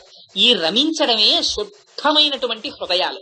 ఇంత పరిశుద్ధమైనటువంటి హృదయంతో అంతే తప్ప అస్తమానం ఎవరి మీదో పేరు పెట్టా పొద్దు పెట్టా ఇది అయితే ధర్మం తప్పినటువంటి వాళ్ళ పట్ల విచారణ చేయడం అనేటటువంటిది మహాపురుషులు కూడా వాళ్ళని మార్గంలోకి తీసుకురావడానికి చేసే ఉపదేశం. కానీ భగవంతుడితోటి సంబంధంలో పరిశుద్ధమైనటువంటి హృదయము కలిగినటువంటి వారు మహాభక్తులు. వాళ్ళకి ఇంకేం అక్కర్లేదు, వాళ్ళకి కేవలం భగవంతుడు. ఎంత చిత్రంగా ఉంటుందంటే ఆ భక్తుల లక్షణం. కొందరి యొక్క స్థితి చూస్తే ఆశ్చర్యం వేస్తుంది. కబీర్ దాస్ గారు రోడ్డు మీద వెళ్ళిపోతున్నారు. ఎవరో ఒక ఆవిడ అరుగు మీద కూర్చుని జొన్నలు తిప్పుకుంటోంది. తిరగల్లో తిప్పుకుంటుంటే ఆ తిరగలు చూసి ఏడుపు మొదలెట్టారు. ఏడుపు మొదలెడితే అలా వెళ్ళిపోతున్నారు ఒక ఆయన సన్యాసి. ఎందుకయ్యా అటు చూస్తున్నావు ఎందుకని అడిగారు. ఎందరో వెళ్ళిపోతున్నారు. రోడ్డు వెంట ఆవిడ జొన్నలు తిప్పుకుంటూ ఆవిడ కూర్చుంది. ఆ రోడ్డు మీద ఈవిడ జొన్నలు తిప్పుకుంటోంది అనుకుంటూ వెళ్ళిపోతున్నారు. ఒక్క కబీర్ దాస్ గారే ఏడిచారు. ఏడిస్తే వెనక నుంచి వస్తున్నాయని అడిగాడు. ఎందుకయ్యా ఏడుస్తున్నావు అని అడిగాడు. స్వామి చూశారా, పైన రాయి కింద రాయి, ఆ మధ్యలో కన్నంలోంచి పోసేస్తోంది జొన్నల్ని. ఒక గురుజు ఒక దాన్ని కర్రను దాన్ని ఆధారం చేసుకుని తిప్పేస్తోంది. ఆ రెండింటి మధ్యలో పడిపోయి జొన్నలన్నీ పిండైపోతున్నాయి. మనందరి జీవితాలు అంతే కదా స్వామి. పైన ఈ కాలం అనేటటువంటిది ఒకటి తిరిగిపోతూ ఉండడంలో చేసుకున్నటువంటి కర్మలు ఆ వాటి యొక్క ఫలితములు అని రెండింటి మధ్యలో పడి నలిగిపోతున్నాం. ఈ కాలము నిర్దాక్షిణ్యంగా నలిపేస్తోంది. ఇలా ఎన్ని జన్మల్లో నలిగిపోయామో. ఆ జొన్నల్ని చూస్తే బాబోయ్ నా జీవితం అంతే కదా అని ఏడుపు వస్తోందన్నారు. అని ఏడుస్తున్నానంటే వెనక నుంచి వచ్చినటువంటి సన్యాసి అన్నారు, జొన్నల్ని చూసి ఏడవకు, ఒక్క విషయం తెలుసుకో. చూడు, ఆ తిరగలిలో పడిన అన్ని జొన్నలు పిండైపోతున్నాయి. కానీ ఆ తిరగలి మధ్యలో ఉన్నటువంటి ఆ గాడి దగ్గరికి చేరిపోయిన జొన్నలున్నాయే అవి మాత్రం పిండైపోవట్లేదు, అవి అలాగే ఉండిపోతున్నాయి చూడన్నారు. నిజమే కదండి. ఆ తిరగలి తిప్పినప్పుడు, ఇప్పుడంటే మిక్సీలు వచ్చేసాయి కానీ పూర్వం తిరగలే కదా. తిరగలి తిప్పినప్పుడు ఆ రాయి పైకి తీస్తే గాడి ఉంటుంది. ఆ గాడిలో దగ్గరికి వచ్చి చేరిపోయినటువంటి జొన్నలు నలగవు. వాటిని మళ్ళీ ఇలా తొయ్యాలి ప్రత్యేకం, లేకపోతే అలాగే ఉండిపోతాయి. టైం లేకపోతే వాటిని తీసి పక్కన పారేసి పిండోటి తీసుకుంటారు. అంటే ఎవరు విషయ ప్రపంచాన్ని వదిలిపెట్టి భగవంతుని యొక్క పాదముల దగ్గరికి చేరిపోతున్నారో వాళ్ళు మాత్రం నలిగిపోవట్లేదు కాలంలో అని ఆయన బోధ చేశారు. అందుకని శుద్ధమైన హృదయం అంటే అది. కబీర్ దాస్ గారి హృదయం లాంటి హృదయం శుద్ధ హృదయం. ఒక తులసీదాస్ గారి హృదయం శుద్ధ హృదయం. ఒక అటువంటి మహాపురుషులున్నారే వాళ్ళని అందుకని సంత పురుషులని పిలిచారు, వాళ్ళని సత్పురుషులని పిలిచారు. వాళ్ళ హృదయములు శుద్ధము. ఎందుకంటే ఎప్పుడూ భగవంతుడి గురించి ఆలోచిస్తుంటాయి. అటువంటి సత్పురుషులైన వాళ్ళు ఉన్నారే, అటువంటి శుద్ధ హృదయము కలిగినటువంటి వారి ఇంటిలో పుట్టినటువంటి బంగారు తీగ. ఆవిడ్ని పిలవడం ఏమీ పిలవలేదు. చెల్లి కాదు, అత్త కూతురా కాదు, గడుసుదానా కాదు, పిచ్చి పిల్ల కాదు, తల్లి కాదు, చెల్లి కాదు, ఏమీ కాదు. బంగారు తీగ. తీగ అంటే దానికి ఒక లక్షణం ఉంటుంది. తీగ అంటే స్త్రీగా చెప్పడం, చెట్టు అంటే పురుషుడిగా చెప్పడం. ఎందుచేత చెట్టుని తీగ అల్లుకుంటుంది, చెట్టు తీగకి ఆధారం అవుతుంది, ఆ తీగ అల్లుకుంటుంది. ఒక రామాయణ వ్యాఖ్యానంలో ఎంత చిత్రమైన మాట అన్నారంటే, సీతారామ లక్ష్మణులు అరణ్యవాసానికి వెళ్ళిపోతున్నారు. వెళ్ళిపోతుంటే ఒక పెద్ద చెట్టు కనపడింది.